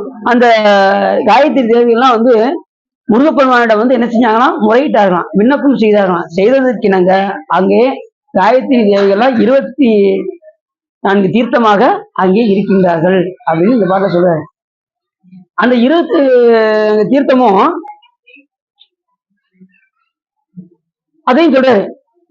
முகாரம்ப தீர்த்தம், கலித்தினம் பிடியரு தீர்த்தம், கொந்தலன் கமல வீட்டு, அதுனா என்ன அர்த்தம்னா வதனாரம்ப தீர்த்தம், தேவியானை தீர்த்தம், கொத்தாக வந்த தாமரை கோயில் எழுந்திருள்ள சித்தர்கள் தீர்த்தம், பாலகர் தீர்த்தம், பழைய காயத்ரி தீர்த்தம், இந்திரன் உலாவை சொல்கின்ற சாவித்திரி தீர்த்தம். ஏற்க நம்ம ஒரு குறிப்பு நம்ம ஏற்கனவே சொன்னோம்னு நினைக்கிறேன். போன்ட்ட சொன்னோம்ல,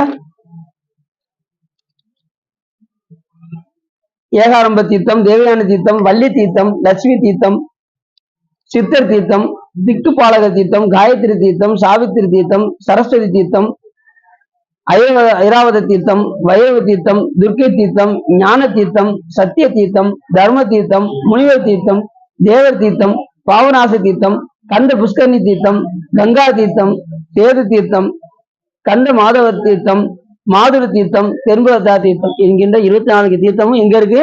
திருச்செந்தூர்ல இருக்கு. இப்ப ஏதாவது உங்களுக்கு தெரியுதா? என்னுடைய ஞான நிச்சயம் தெரியுதுங்க. 24 தீர்த்தம் எனக்கு தெரியுங்களா? நமக்கு தெரிஞ்ச ஒரே தீர்த்தம் தான் தெரியுது. ஒண்ணு அக்னி தீர்த்தம், எது கடல். இன்னொன்னு என்ன தீர்த்தம் தெரியுது? நாளைக்கு கடல். இந்த 2 விட்டாச்சுன்னா எங்களுக்கு வேற எதுவுமே தெரியாது. கடல்ல நீராடுவோம், குளிப்போம், வந்துடுவோம். கண்டுபிடிச்சனே இதுல ரொம்ப முக்கியமானது. ஏன்னா முருகப்பெருமான் தன் வேடினால் உருவாக்கிய ஒரு தீர்த்தம் தான் கந்த புஷ்கரணி தீர்த்தம். அப்படி 24 தீர்த்தத்துடைய சிறப்பை வந்து எடுத்து சொல்றாரு. என்ன சொல்றாரு அப்படின்னா, குற்றம் அற்ற வள்ளியம்மை தீர்த்தம், அழிவின்றி உயர்ந்த துர்க்கை தோற்றுவித்த தீர்த்தம். இப்படி ஒவ்வொருத்தருமே வந்து அந்த தீர்த்த ஞான தீர்த்தம், ஒளியுடைய சிறந்த ஞான தீர்த்தம், பரப்பு ஒளி பரப்பும் சத்திய தீர்த்தம், பலர் பாராட்டும் தர்ம தீர்த்தம். இப்ப நான் சொன்னேன் பாருங்க, அதை பூராமே இந்த பாட்டுல இப்ப 24 தீர்த்தத்தையும் குறிப்பு எடுத்து வச்சிருந்தேன் பாத்தீங்களா? அந்த தீர்த்தத்தை முழுவதையும் சொல்றாங்க. அதில்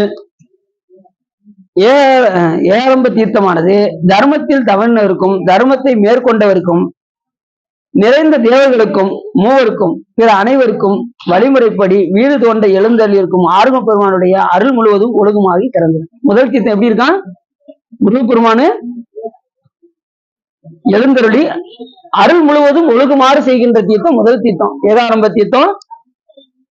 இதுல வந்து வதனாரம்பம் இருக்கு, நம்ம ஏகாரம்ப தீர்த்தம் பேரு. இந்த தீர்த்தத்துல நாம் நீராடினால் நமக்கு என்ன உண்டாகும்?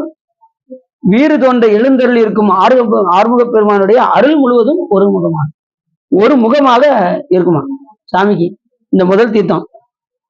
அப்படிப்பட்ட தனிச்சிறப்புடையது எது? இந்த முதல் தீர்த்தம். ஆறுமுக பெருமானுடைய அருள் முழுவதும். அருள் முழுவதும் அப்படின்னா என்ன அர்த்தம்னா வியாபித்து இருக்கும்னு அர்த்தம். இந்த உயிரானது அந்த அருள் முழுவதும் எப்பயுமே பெற முடியாது. சாமியுடைய முழு வியாபகமும் நம்ம பெற முடியாது. அருள் முழுவதும் நாம என்ன செய்ய முடியாது? உயிர்களாகிய நாம பெற முடியாது. நாம வந்து எப்படின்னா நம்ம வந்து அடங்கிய வியாபகம் தான். ஆனா முக்தி காலத்துல அந்த வியாபகமாவே இருப்போம். ஆனாலும் உயிர் தான், இறைவன் தான். புரியுதா உங்களுக்கு? இப்ப நம்மளுடைய வியாபகம் எது வரைக்கும் இருக்குன்னா நம்ம மனம் எது வரைக்கும் சிந்திக்கும் அது வரைக்கும் போகிற இந்த வியாபகமானது இறைவனோடு கலந்துக்கும் போது முற்று வியாபகமா இருக்கும். ஆனா அருள் முழுவதும் பெற முடியாது. இப்ப ஒண்ணு வேண்டாம், இப்ப சக்கரை கட்டியா நிறைய இருக்குன்னு வச்சுக்கோங்க. உதாரணம் சொல்றேன். உங்களால எவ்வளவு அனுபவிக்க முடியும்? அது மாதிரி சாமியுடைய பேருன்பத்தை நம்ம அனுபவிச்சுக்கலாம். அதுக்கு மேல நம்மளால என்ன செய்ய முடியாது. அது ஆனந்தமாவே இருக்கு. அந்த பொருள் எப்படி இருக்கு? சாமி ஆனந்தமாவே இருக்காரு. நாம எவ்வளவு தூரம் ஆனந்தத்தை அனுபவிக்க முடியுமோ அது வரைக்கும் நம்ம ஆனந்தத்தை அனுபவிச்சு ஆனந்த கூத்தன் அருள்பெறியில் நம்ம அவ்வண்ணமே ஆனந்தமாய் ஆடாமோ தோல் நோக்கம் என்று கூறுவதற்கிறாங்க. அந்த ஆனந்தத்தை நாம ஒரு அளவுக்கு தான் நுகர முடியுமே தவிர நம்ம ரொம்ப சாமியை முழுவதுமாக நம்ம என்ன செய்ய முடியாது, உயிர்கள் அனுபவிக்க முடியாது. ஏன் அப்படின்னா நம்ம சிற்றறிவுடைய உயிர், இறைவன் பேரறிவு. என்ன தன் நிலைக்கு உயர்த்தி மறுபடியும் பிறவிக்கு வராத நிலையை நமக்கு சாமி கொடுப்பார். பிறவிக்கு வராம இருந்தாலே நமக்கு பெரிய சிறப்பு. இங்க வந்துட்டாலே எல்லாரும் ஒரு மாதிரியாவே தெரியும். இங்க வந்துட்டாலே எல்லாரும் பாருங்க, ஒவ்வொருத்தரும் பாருங்க, இந்த ரோட்ல போயில பாருங்களேன், ஒவ்வொருத்தரும் முகத்தையும் வார்த்தைகளே தெரியும். ஒவ்வொருத்தரும் ஒரு டென்ஷனாவே போவாங்க. சிலர் வீட்டு டென்ஷன்ல போவாங்க, சில பேர் ஆபீஸ் டென்ஷன்ல போவாங்க, சில பேர் பாத்தீங்கன்னா இன்னைக்கு என்ன வச்சிருக்க போறாலும், இன்னைக்கு நம்மளை போட்டு இன்னைக்கு காரத்தை போட்டு ஒரு வழி சிலர் பாத்தீங்கன்னா கணவனோட சண்டை போட்டாங்கன்னு வச்சுக்கோங்களேன், ஒண்ணும் செய்ய மாட்டாங்க. நீ எவ்வளவு திட்டுவே திட்டிக்கிட்டே இரு, அவர் போனதுக்கு அப்புறம் காதல பஞ்சு நீ எவ்வளவு திட்டம் திட்டியா அப்படின்னு சொல்லிட்டு காயம் போனதுக்கப்புறம் அதுக்கப்புறம் எதுன்னு வச்சுவாங்க, நீ இப்படியா பண்ற, உன்னைய பாரு என்ன செய்யற அப்படின்னு சொல்லி காரத்தை நல்லா ஏற்றி ரொம்ப கூட அது 2 மிளகா கொஞ்சம் கூடிருச்சுங்க அப்படின்னு சொல்லி முடிச்சிடுறது. இல்லைன்னு என்ன செய்வாங்க, உப்பு போடுறது கிடையாது, உப்பு அப்படின்னு சொல்லி ஏதாவது ஒண்ணு செஞ்சு பழிவாங்க பழிவாங்க, அந்த அன்னத்துலதான் பழிவாங்க. இப்படி எல்லாம் இருக்கு, நிறைய வீட்டுல இருக்க வச்சு சொல்றேன். அப்படி அடுத்து 2வது சொல்றாரு, எவ்வவில் கௌரி கங்கை யமுனா காவிரி தீர்த்த தோயை கவ்வையோர இறங்கு தென்னீர் கௌசிகை வித்தை ஆற்றி விடைப்படிந்துள்ளோர் பேரரும் பெறலார்க்கும் நல்கும் செவ்வி நான்மறைக்கு மேலாம் தேவகுஞ்சரமாம் தீர்த்தம். தேவகுஞ்சர தீர்த்தம் அதாவது என்ன சொன்னா, அது தேவயான தீர்த்தம்னு பேரு. தேவகுஞ்சரம்னா அந்த தேவயானையை வளர்த்தார்ல யாரு, இந்திரன் வளர்த்தான்ல இந்த யானை, தேவ குஞ்சரம் பேரு அந்த யானைக்கு அந்த தீர்த்தம் இல்லாது குற்றம் இல்லாத கௌரியாறு, கங்கையாறு, யமுனையாறு, காவிரியாறு, தோயமா நதி போன்ற பேரொடி பரப்பும் நீருடைய கௌசிக நதி, வேத நதி, அந்த நதிகளில் நீராடி அடைந்த பலனை இந்த தீர்த்தத்தில் நீராடினால் கிடைக்கும். 2வது தீர்த்தம் என்ன சொன்னேன், தேவயான தீர்த்தம் கங்கை, யமுனை, காவிரி, அப்புறம் என்ன சொன்ன காவிரி, தோயமா நதி, கௌரி ஆறு, இந்த ஆறுல எல்லாம் குளித்த பலன் எதுல கிடைக்கும் அப்படின்னா இந்த 2வது தீர்த்தத்துல தேவயானைமை தீர்த்தத்துல மூழ்கினால் நமக்கு கிடைக்கும் அப்படின்னு சொல்றாரு. இப்ப இந்த 24 தீர்த்தத்துக்குமே 24 பாடல் இருக்கு. ஒவ்வொரு தீர்த்தமும் என்னென்ன சிறப்புடையது அப்படின்னு நிறைய சொல்றாங்க. தீர்த்தத்துல நம்ம நீராடும் போது நல்லா தெரிஞ்சுக்கோங்க, நீராடும் போது நாம் என்ன நினைக்க வேண்டும் அப்படின்னா, நம்முடைய உயிர் அழுக்காகிய ஆணவமலம் நீங்க வேண்டும் என்று நீராட வேண்டும். அதே மாதிரி பாத்தீங்கன்னா, இப்ப நீங்க கடல் நீராடுறீங்கன்னு வச்சுக்கோங்களேன், அக்னி தீர்த்தம் அதுல நமசிவாயன்னு எழுதி நீங்க என்ன செய்யுங்க 3 தடவை. அது மாதிரி நீங்க வீட்டுல குளிக்கிறீங்கன்னு வச்சுக்கோங்க, அதை சிவகங்கையாக பாவித்துக் கொண்டு அதை நமசிவாயன்னு எழுதி என்ன செய்யணும், அதை எடுத்து நீங்க குளித்தால் அது உடல் அழுக்கை மட்டும் நீக்காமல் உயிரழுக்கையும் சேர்ந்து நீக்கிடும். உயிரழுக்கு என்னது ஆணவம், அதையும் நீக்கக்கூடியது. சிலர் பாத்தீங்கன்னா எப்படா குளிக்கும் போது அது இதே மறந்துடும். நம்ம என்னைக்கு அதை நினைக்கிறோமா பாருங்க. நான் சொன்னதுக்கு அப்புறம் யாராவது நினைச்சு செய்யறீங்களா? இப்ப நாங்க சொப்பனில கேட்டோம்ல, இப்ப கூட அப்படிதான் செய்யறோம் அப்படிங்கிறது புரியுது. அதை சிவகங்கையாக பாவிக்கணும். நாம குளிக்கிற தண்ணிய எங்க வீட்டுல சவர் பார்த்திருக்கு, நீங்க என்ன செய்வீங்க, நீங்க இது தப்பா தண்ணிதான் குடிக்கிறீங்க, சவர் என்ன செய்ய நினைச்சு குடிங்க, நினைச்சு இருப்பீங்க, அது சிவகங்கையா பாவிச்சு வர்றது சிவகங்கை அப்படின்னு நினைச்சுக்குவீங்க அப்படின்னு நம்ம அருளாளர்கள் சொல்றாங்க.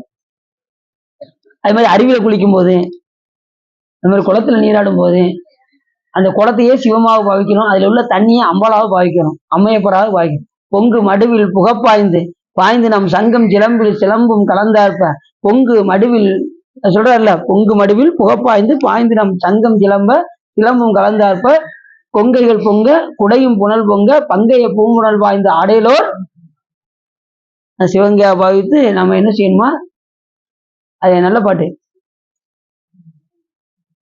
இல்ல, இந்த பாட்டு நம்ம ஆர்த்த பிறவி தேர்கட நம்ம அடுத்த பாட்டு என்ன பாட்டு, யோசிக்க வேண்டியிருக்கீங்களா? சரி, இந்த பாட்டுல சொல்லுவார், பொங்கு மடுவில் புகப்பாய்ந்து பாய்ந்தினம் சங்கம் பைங்கோடை கார்மலரால் செங்கமல பைம்போதால் அங்கம் குறுகினத்தால் பின்னும் அறவத்தால் தங்கன் மலம் கழுவு. எதுக்காக சாமி தீர்த்தமா இருக்காராம்? நம்மளுடைய மலம் கழுவுவதற்காக. தங்கன் மலம் கழுவு வார் வந்து சாதனை எங்கள் பிராட்டியும் எம் கோணும் போன்று இசைந்த பொங்கு மடுவில் புகப்பாய்ந்து பாய்ந்தோம். அங்க அம்மையப்பர் அங்கே வீட்டில் இருக்கின்றார் என்று சொல்லி நம்ம என்ன செய்யணுமா, எல்லாத்தையும் காமிச்சிருவோம் சார். இந்த மாதிரி இவங்க போட்டு தராங்க. யாரும் வேணா இந்த டேபிள் வைப்போம் பார்த்தீங்களா, இந்த மாதிரி காலண்டரு தெரியுதா? இங்க தெரியுதா?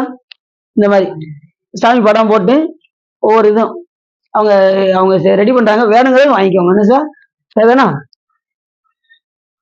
தெரியுதா? ஒவ்வொரு படமும் தெரியுதா? இந்த மாதிரி இந்த டேபிள் வைப்பாங்க பார்த்துருக்கீங்களா, இப்படி வச்சு வைப்பாங்கல்ல, வச்சுக்கோம். இந்த மாதிரி நம்ம வச்சுக்கலாம். என்ன சார் நான் கொடுத்துறேன். என்ன சார்? சரி சரி. அவங்க அந்த ஒர்க் பண்றாங்க, அதனால சரி. எவ்வளவு சார் இது கணக்கு போய் சொல்றீங்களா? சரி கேட்டு சொல்லுங்க. சரி கேட்டு சொல்லுங்க, எல்லாத்தையும் சொல்லிடுவோம். சார் என்ன அதனால இதெல்லாம் மடியா செய்யறாங்க. அதனால இதை வேணுங்கிறவங்க வாங்கி பயன்பட்டு கொள்ளலாம். உங்களுக்கு தேவைப்படுமா சார் இது? நீ டேபிள் வைப்பீங்களா? உங்களுக்கு டேபிள் கிடையாதுன்னு சரி, வேணுங்கிறவங்க வாங்கி பயனடைங்க. ஏன்னா சாமி படம் அதில் இருக்கா, அதனால கொஞ்சம் அவங்க இதை மெனக்கிட்டு செஞ்சிருக்காங்க. ஏன்னா முடிஞ்ச அளவுக்கு அவங்க வாங்கி அவங்க ஏதாவது ஒரு உதவி பண்ணுவோம் நம்ம. என்ன சரிதானா? ஒரு படம் மாதிரிதான் சார். வளம் நல்லா இருக்கு. சரி, வேணுங்க பயன்படுங்க. அது மாதிரி உங்க ஃபேமிலி போட்டோ போட்டு கொடுத்தாலும் போட்டு கொடுப்பாங்க. எதுனாலும் அவங்க செஞ்சு கொடுப்பாங்க. இதுல என்ன படம் போடனாலும் சரி, எதுவும் அட்ரஸ் போடனாலும் சரி, எதுனாலும் அவங்க பண்ணி கொடுப்பாங்க. என்ன சரி. அப்ப சாமி எப்படி இருக்காரு? அங்க தீர்த்தமா இருந்து என்ன செய்யறாரு? நம்மளுடைய மலத்தை கழுவுகின்றார். தங்கன் மலங்கழுவு வார்வந்து சாதினால் எங்கள் பிராட்டியும் எங்கோனும் போன்று செய்த பொங்கு மடுவில் புகப்பாய்ந்து பாய்ந்தினம் சங்கஞ்சிலம்பில் சிலம்பும் கலந்து ஆர்ப்ப. அடுத்த பாட்டு சொல்றாரு, வாழுவாகினி விவாதை வைகை தேவகி போன்ற ஞான உதவும் அழகிய கண்ணவேணி கோதை கண்டகி என்ற தீர்த்தங்களில்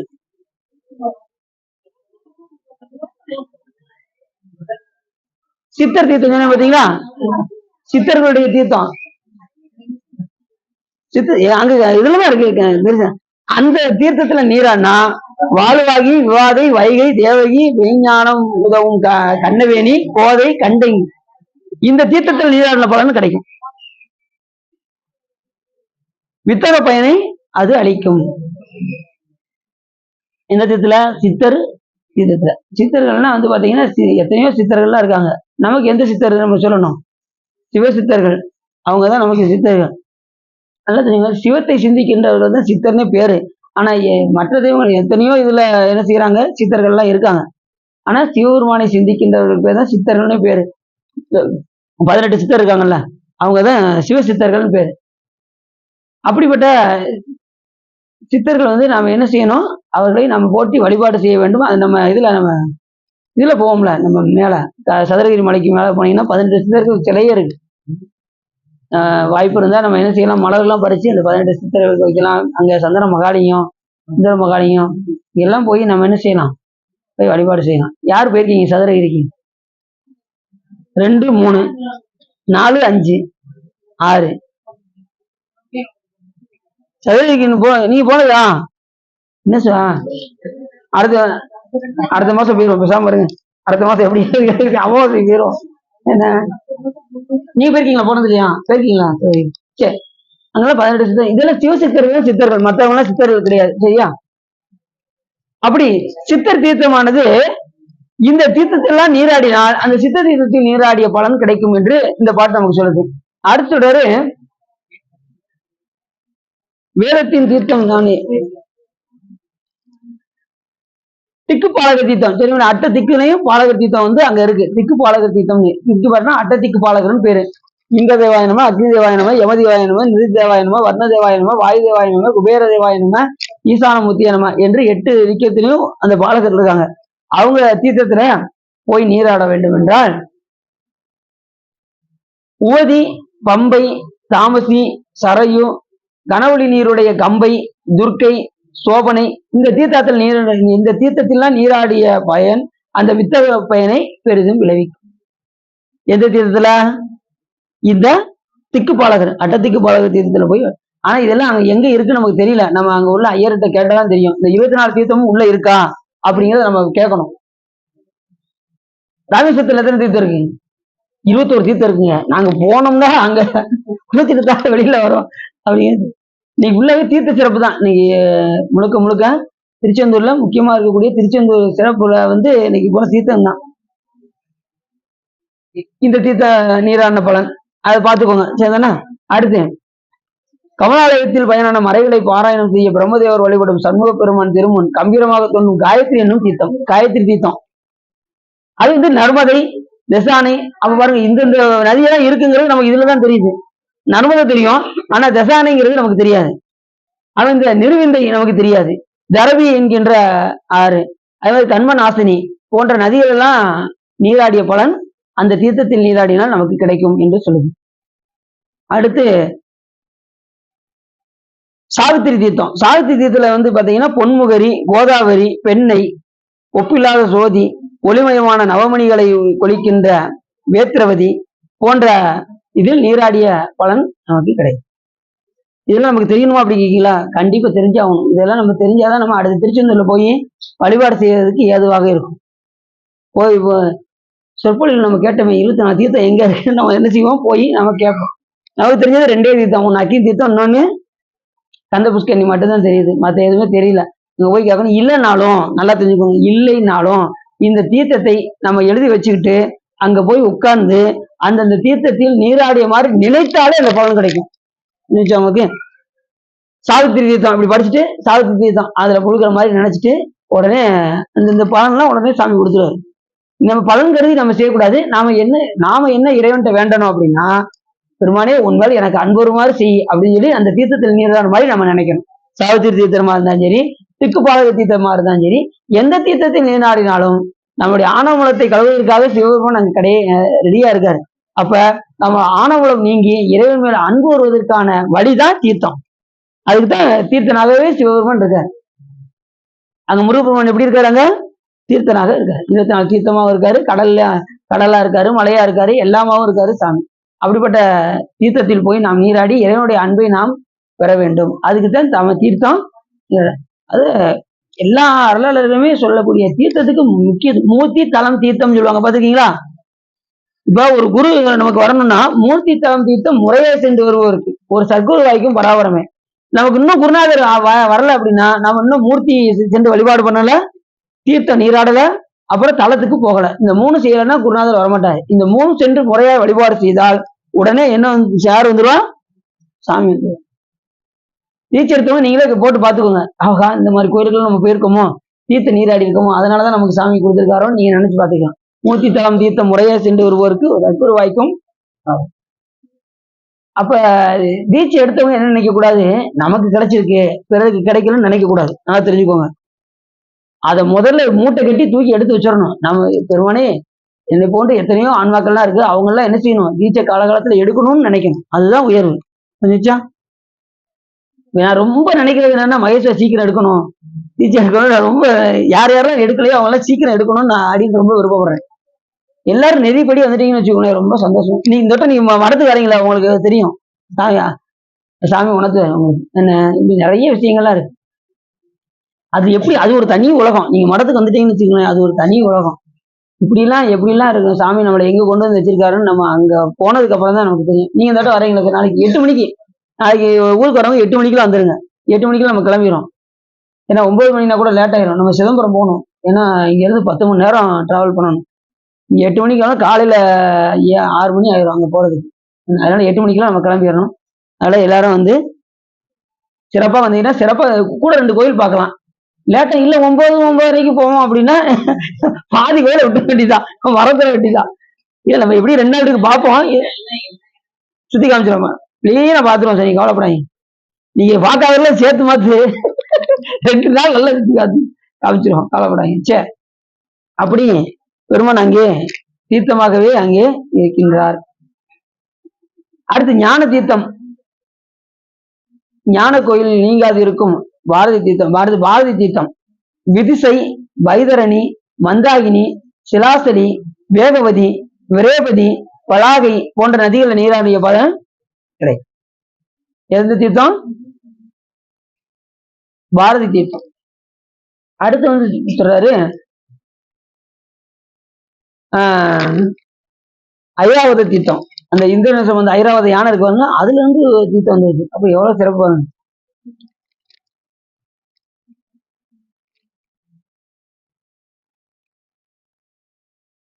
முருகப்பெருமான் அந்த இடத்துல சொல்றாரு, சந்திர பதாகை மண் மீசையாலும் இதை வாசை சிந்துவ குதையான் மூழ்கும் திறன் வளாது என்று நல்கும். முந்தைய முற்பில பிரம்மனால் கொட்டுப்பட்ட முருகப்பெருமான் அந்த இடத்துல அப்படி சொல்றாரு. பிரம்மனால் கொட்டுப்பட்ட மோதிரம் அணிந்த கரவல முருகன் திருமுன் வந்து அமரலோக அதிபதியான இந்திரனை சுமந்து ஐராவதம் தீர்த்தம். எப்படி சொல்றாரு பாருங்க. சாமி எதுல கொட்டினாரு? பிரம்மாவை கொட்டி வச்சாரா? அவருக்கு என்ன உண்டாயிருச்சு? பிரம்மாவை கொட்டினதும் அவருக்கு ஞானம் வந்ததுதான். கொட்டுப்பட்டாலும் மோதிர கையில கொட்டுப்படனாங்கல்ல, பிரம்மா ஒரு கொட்டு கொட்டி சிறையில் அடைச்சார்ல. ஓம் என்கின்ற பிரணவத்துக்கு பொருள் தெரியலன்னு சாமி என்ன பண்ணாரு? தூக்கி சிறையில் வைத்தார்.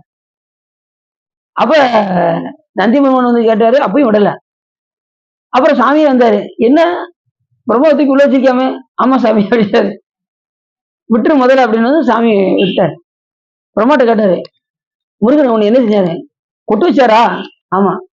சிறையில் அடைச்சாரா? ஆமா. அது சிறைச்சாலை இல்ல, எனக்கு அது தவச்சாலை அப்படின்னாராம். பிரம்மா என்ன சொன்னாராம்? அதான் அவருக்கு ஞானம் வந்துருச்சு பிரம்மாவுக்கு. அதுக்கப்புறம் உள்ள பிரம்மா வேற. எத்தனையோ பிரம்மர்கள் இருக்காங்கல்ல, ஒரு பிரம்மா ரெண்டு பிரம்மா கிடையாது, 100 கோடி பிரம்மர்கள் நொந்தினர் என்னில் 6 கோடி நாராயணன் அங்கனே ஏறு கங்கை மணல் இந்திரன் ஈறு இணையில்லாதவன் ஈசன் ஒருவனே. அதனால எண்ணில்லாத பேர் இருக்காங்க. அந்த பிரம்மா வந்து மோட்சம் அடைஞ்சிட்டாரு. முருகப்பெருமானால கொட்டுப்பட்டதுனால அவரு ஞானம் பெற்று மோட்சம் அடையும். முருகப்பெருமான் அடி வாங்கினா ரொம்ப சிறப்பு தானே. அதுக்காக நம்ம அடிக்க விட்டாரு, கவலைப்படாதீங்க. முருகப்பெருமான் அடிக்க வர செய்வாரா? பயந்துடாதீங்க. சாமி கருணை தான் புரியாது, அவருக்கு முழுக்க முழுக்க கருணை தான். அதுல அருவும் உருவும் அனாதியாய் பலவும் பிரமமாய் என்ற ஜோதி பிளம்பு அது ஒரு மேனியாகி கருணை கூர் முகங்கள் ஆறும். 6 முகமும் எப்படி இருக்குமா? கருணை தான் இருக்குமா. வேற எந்த உயிரை தண்டிக்கணுங்கிற நோக்கம் முருகப்பெருமான்ட்ட கிடையவே கிடையாதுன்றாரு. 6 முகத்திலையும் கருணை தானா. ஒரு முகம் கருணை, ஒரு முகம் கருணை இல்லைன்னு சொல்ல முடியாதான். எல்லா முகத்திலையுமே கருணை தான் இருக்கான். கருணை கூறு முகங்கள் ஆறும் கரங்கள் 12 கொண்டு ஒரு திரு முருகன் வந்து உதித்தனன் ஆங்கு உலகம் உய்ய அப்படின்னாரு. அப்ப கருணை தான். கருணையை தவிர சாமிக்கு உருவமே எதுனா கருணை தான். அப்ப எல்லா முகமும் அப்ப கருணையா தானே இருக்கும். சாமியை கற்பனை கடந்த ஜோதி கருணையே உருவமாகின்னு சொல்லிட்டாலே அப்ப என்ன இருக்கும்? எல்லாமே கருணையாத்தான். அப்படிப்பட்ட நிலையில அந்த தீர்த்தத்தை சொல்றாரு. அப்படிப்பட்ட தீர்த்தம் ஐராவத தீர்த்தமானது உலோகிதை விவாசை சிந்து வாகுதைகளில் நீராடிய பலன் அந்த தீர்த்தத்தில் நீராடினால் கிடைக்கும். அடுத்து சொல்றாரு பைரவ தீர்த்தம். ஏற்கனவே சொன்னோம்ல பைரவ தீர்த்தம்.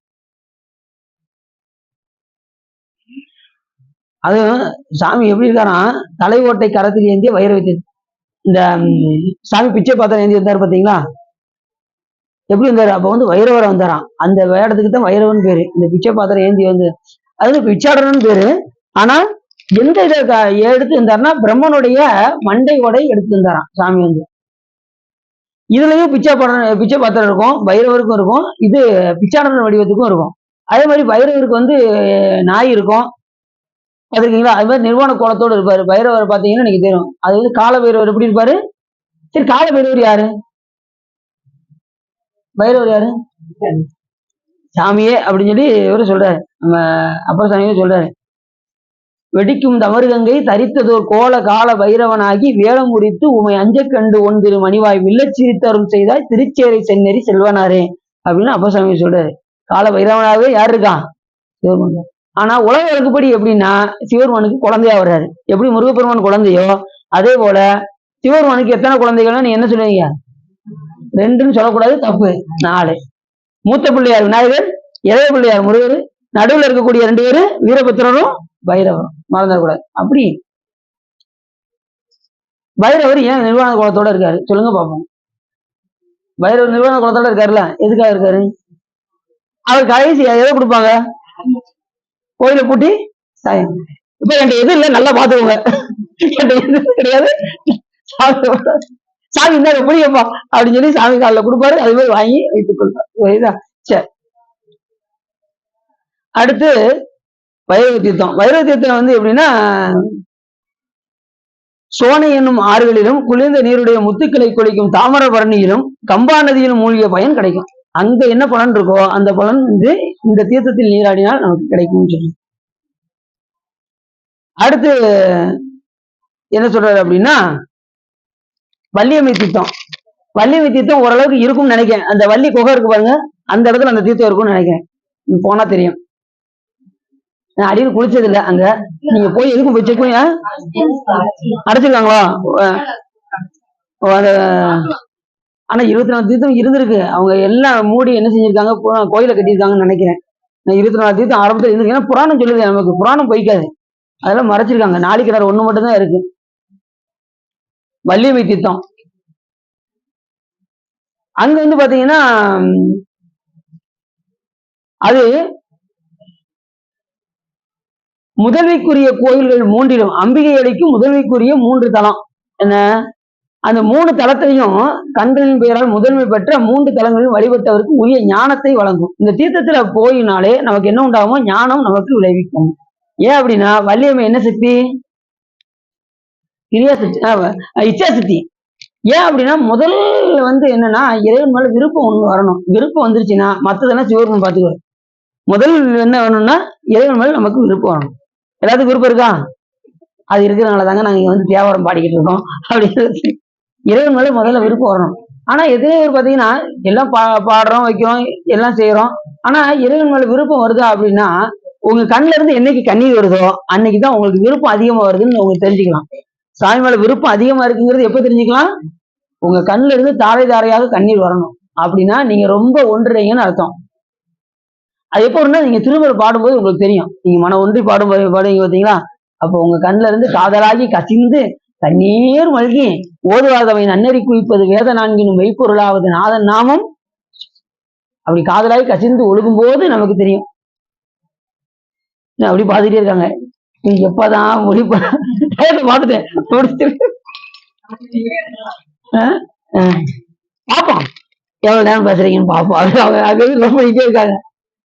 7:30 ஆச்சு, 7:35 ஆச்சு, 7:40 ஆச்சு அப்படின்னு ஒரு டைம் வந்துட்டே இருக்காங்க.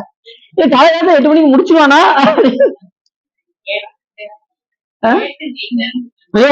அதான் வெயில் மறந்துட்டீங்க. அப்ப பாராட்டுதற்குரிய வெயில் மறந்துட்டீங்க. ஏன்னா அடுத்து போகும்போது அவங்க தெரிஞ்சுப்பாங்களா, திருச்செந்தூர் போனா வள்ளியம்மை தீர்த்தத்துல போய் நீராடணும், அடுத்து நாளிக்கிணறுல போய் நீராடணும், அடுத்து அங்க பைரவ தீர்த்தம்னா வேற இருக்காவே அப்படின்னு சொல்லி போய் அவங்க பண்ணுவாங்க. சரி, அப்படி இந்த தீர்த்தம்னா ஒவ்வொரு தீர்த்தத்திலையும் ஒவ்வொரு எந்தெந்த நதிகள் எல்லாம் நீராடு. இன்னொன்னு மற்ற நதிகள் நமக்கு தெரியவே மாட்டேங்குது. ஒரு முக்கியமான நதி தான் தாமிரபரணி தெரியுது, நர்மதை பத்தி தெரியுது. வேற ரொம்ப குறிப்பிட்டு கையை விட்டு என்ற அளவுக்கு தான் நமக்குலாம் நதிகள்லாம் தெரியும். ஆனா இல்லாத நதிகள் எக்கச்சக்கமா இருக்கு. இந்தியாவே ஓடக்கூடிய நதிகள் நிறைய இருக்கு போல தெரியும். அதெல்லாம் இந்த புராணத்துல தான் வருது, நமக்கு சொல்ல முடியல அந்த அளவுக்கு. அது மாதிரி ஞான தீர்த்தம் அங்கே கடற்கரை சார்ந்து இருக்குமா. அந்த ஞான தீர்த்தம் வந்து கடற்கரை சேர்ந்து இருக்குமா. என்ன, கடற்கரை சார்ந்த ஞான தீர்த்தமானது மனத்தில் என்ன நினைக்கிறாங்களோ அந்த உயர்ந்த கதியை அது தருமா. அந்த ஞான தீர்த்தத்துக்கு போய் நீராடினால் மனதில் நீங்க என்ன நினைக்கிறீங்களோ அது கிடைக்கும். அது மாதிரி சத்திய தீர்த்தம், சத்திய தீர்த்தத்தில் நீராடினா என்ன உண்டாகும் அப்படின்னா சஞ்சித வினைகள் எல்லாம் போகுமா. அடியோடு சஞ்சித வினைகளும் முன் செய்த வினைகள் எல்லாம் நம்ம நினைச்சதெல்லாம் கிடைக்குமே அப்படிங்கிறாங்க அவங்க. முதல்ல ஞான அது ஞான தீர்த்தம்னு பேரு. ஞானம்னா என்னது, உங்களுக்கு உயர்ந்த கதியை தரக்கூடியதை நீங்க நினைக்கணும். உலகத்தை பத்தி நினைக்க கூடாது, நல்லா தெரிஞ்சுக்கோங்க. இந்த பிறவில இப்படி கூட்டு போயிரு சாமின்னா கூட சாமி என்ன பண்ணிடுவாரு. அதுதான் உண்மையான ஞானம். எடுத்து இந்த பிறவி போதும் அப்படிங்கிறது தான். எல்லா பொருளும் ஈசனை காண்பதுதான் ஞானம்.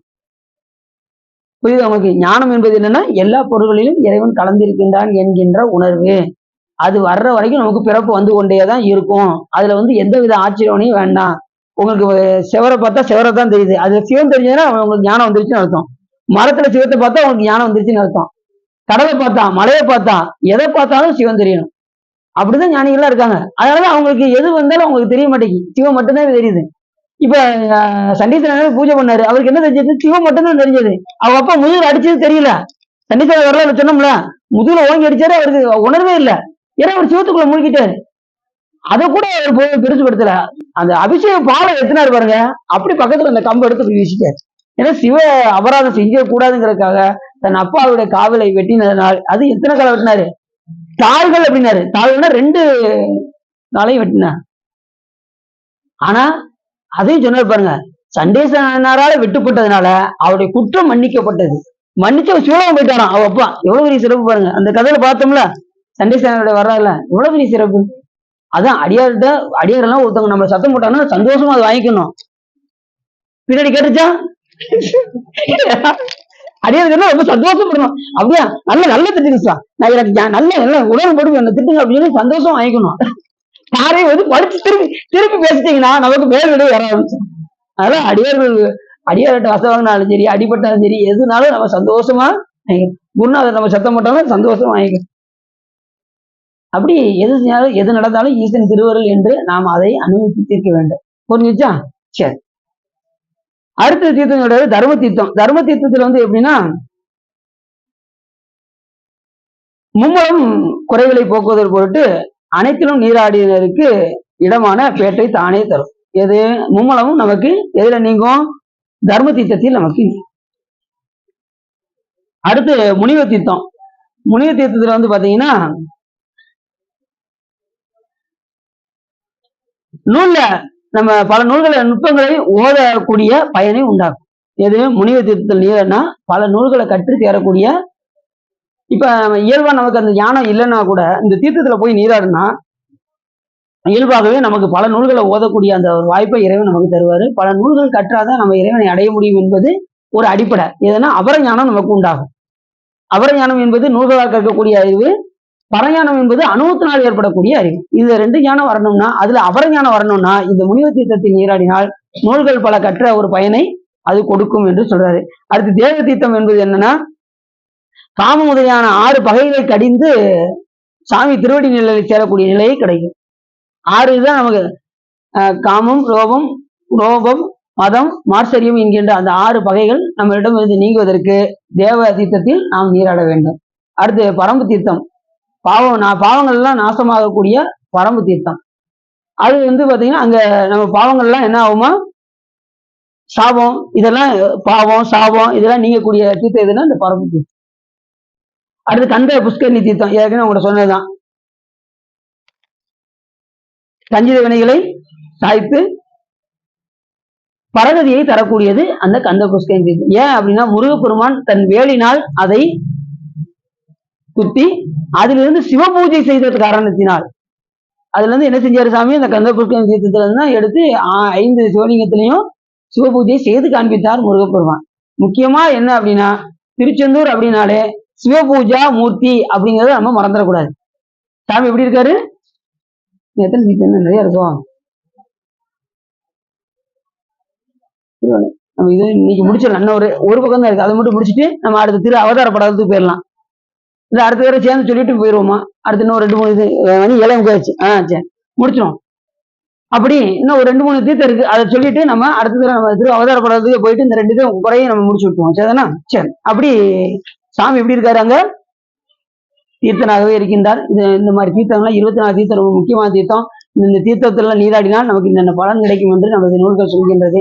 அதன் அடிப்படையில் நீங்க திருச்செந்தூருக்கு போனா அந்த தீர்த்தத்தெல்லாம் முடிந்த அளவு நீராடுங்க. எதுவும் இல்லையா, சாமியை நினைங்க. அந்த தீர்த்தத்தை நினைத்து இறைவனை வழிபாடு செய்யுங்கள். உங்களுக்கு மேலான கதியை தருவார் என்று சொல்லி இதுகாரம் உள்ளம் நிறைந்து உகை சிறந்து இந்த திருச்செந்தூர் புராணத்தை நீங்கள் கேட்டதனால் உங்களுடைய வல்வினை கரைந்து திருவருள் உரையும் என்று சொல்லி திருக்கோள் வாடி அடியின் உரையை நிறைவு செய்கின்றேன். திருச்செந்தூர் வரீங்களா? என்ன பாட்டு சொல்லி முடிச்சு ஆயிரும். ஒருத்தன் பாடுங்க, நான் சொல்லும்போது பாடுங்க. என்ன இது முடிச்சுட்டு பாருங்க. இது முடிச்சுட்டு அதுக்கப்புறம் பாட சொல்லுங்க. படிக்கிறாப்ல. இதுதான் ஒரு எத்தனை பாட்டு பாடுவீங்க?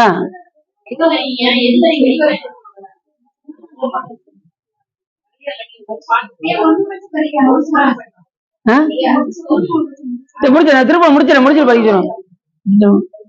கொலை மத கரியன மிருக மத தனகிரி கும்பதனமான குமுத முத இதழ் பருகி உருகி மயில் உண்டிட்டிடு நாயே நிலையலி கவலைகள் கெட உணதருகினி நின்றூற்றிடவேதான் நினதிருவடி மலர் இணை மனதினில் ஊற நின் பற்று அடைவேனோ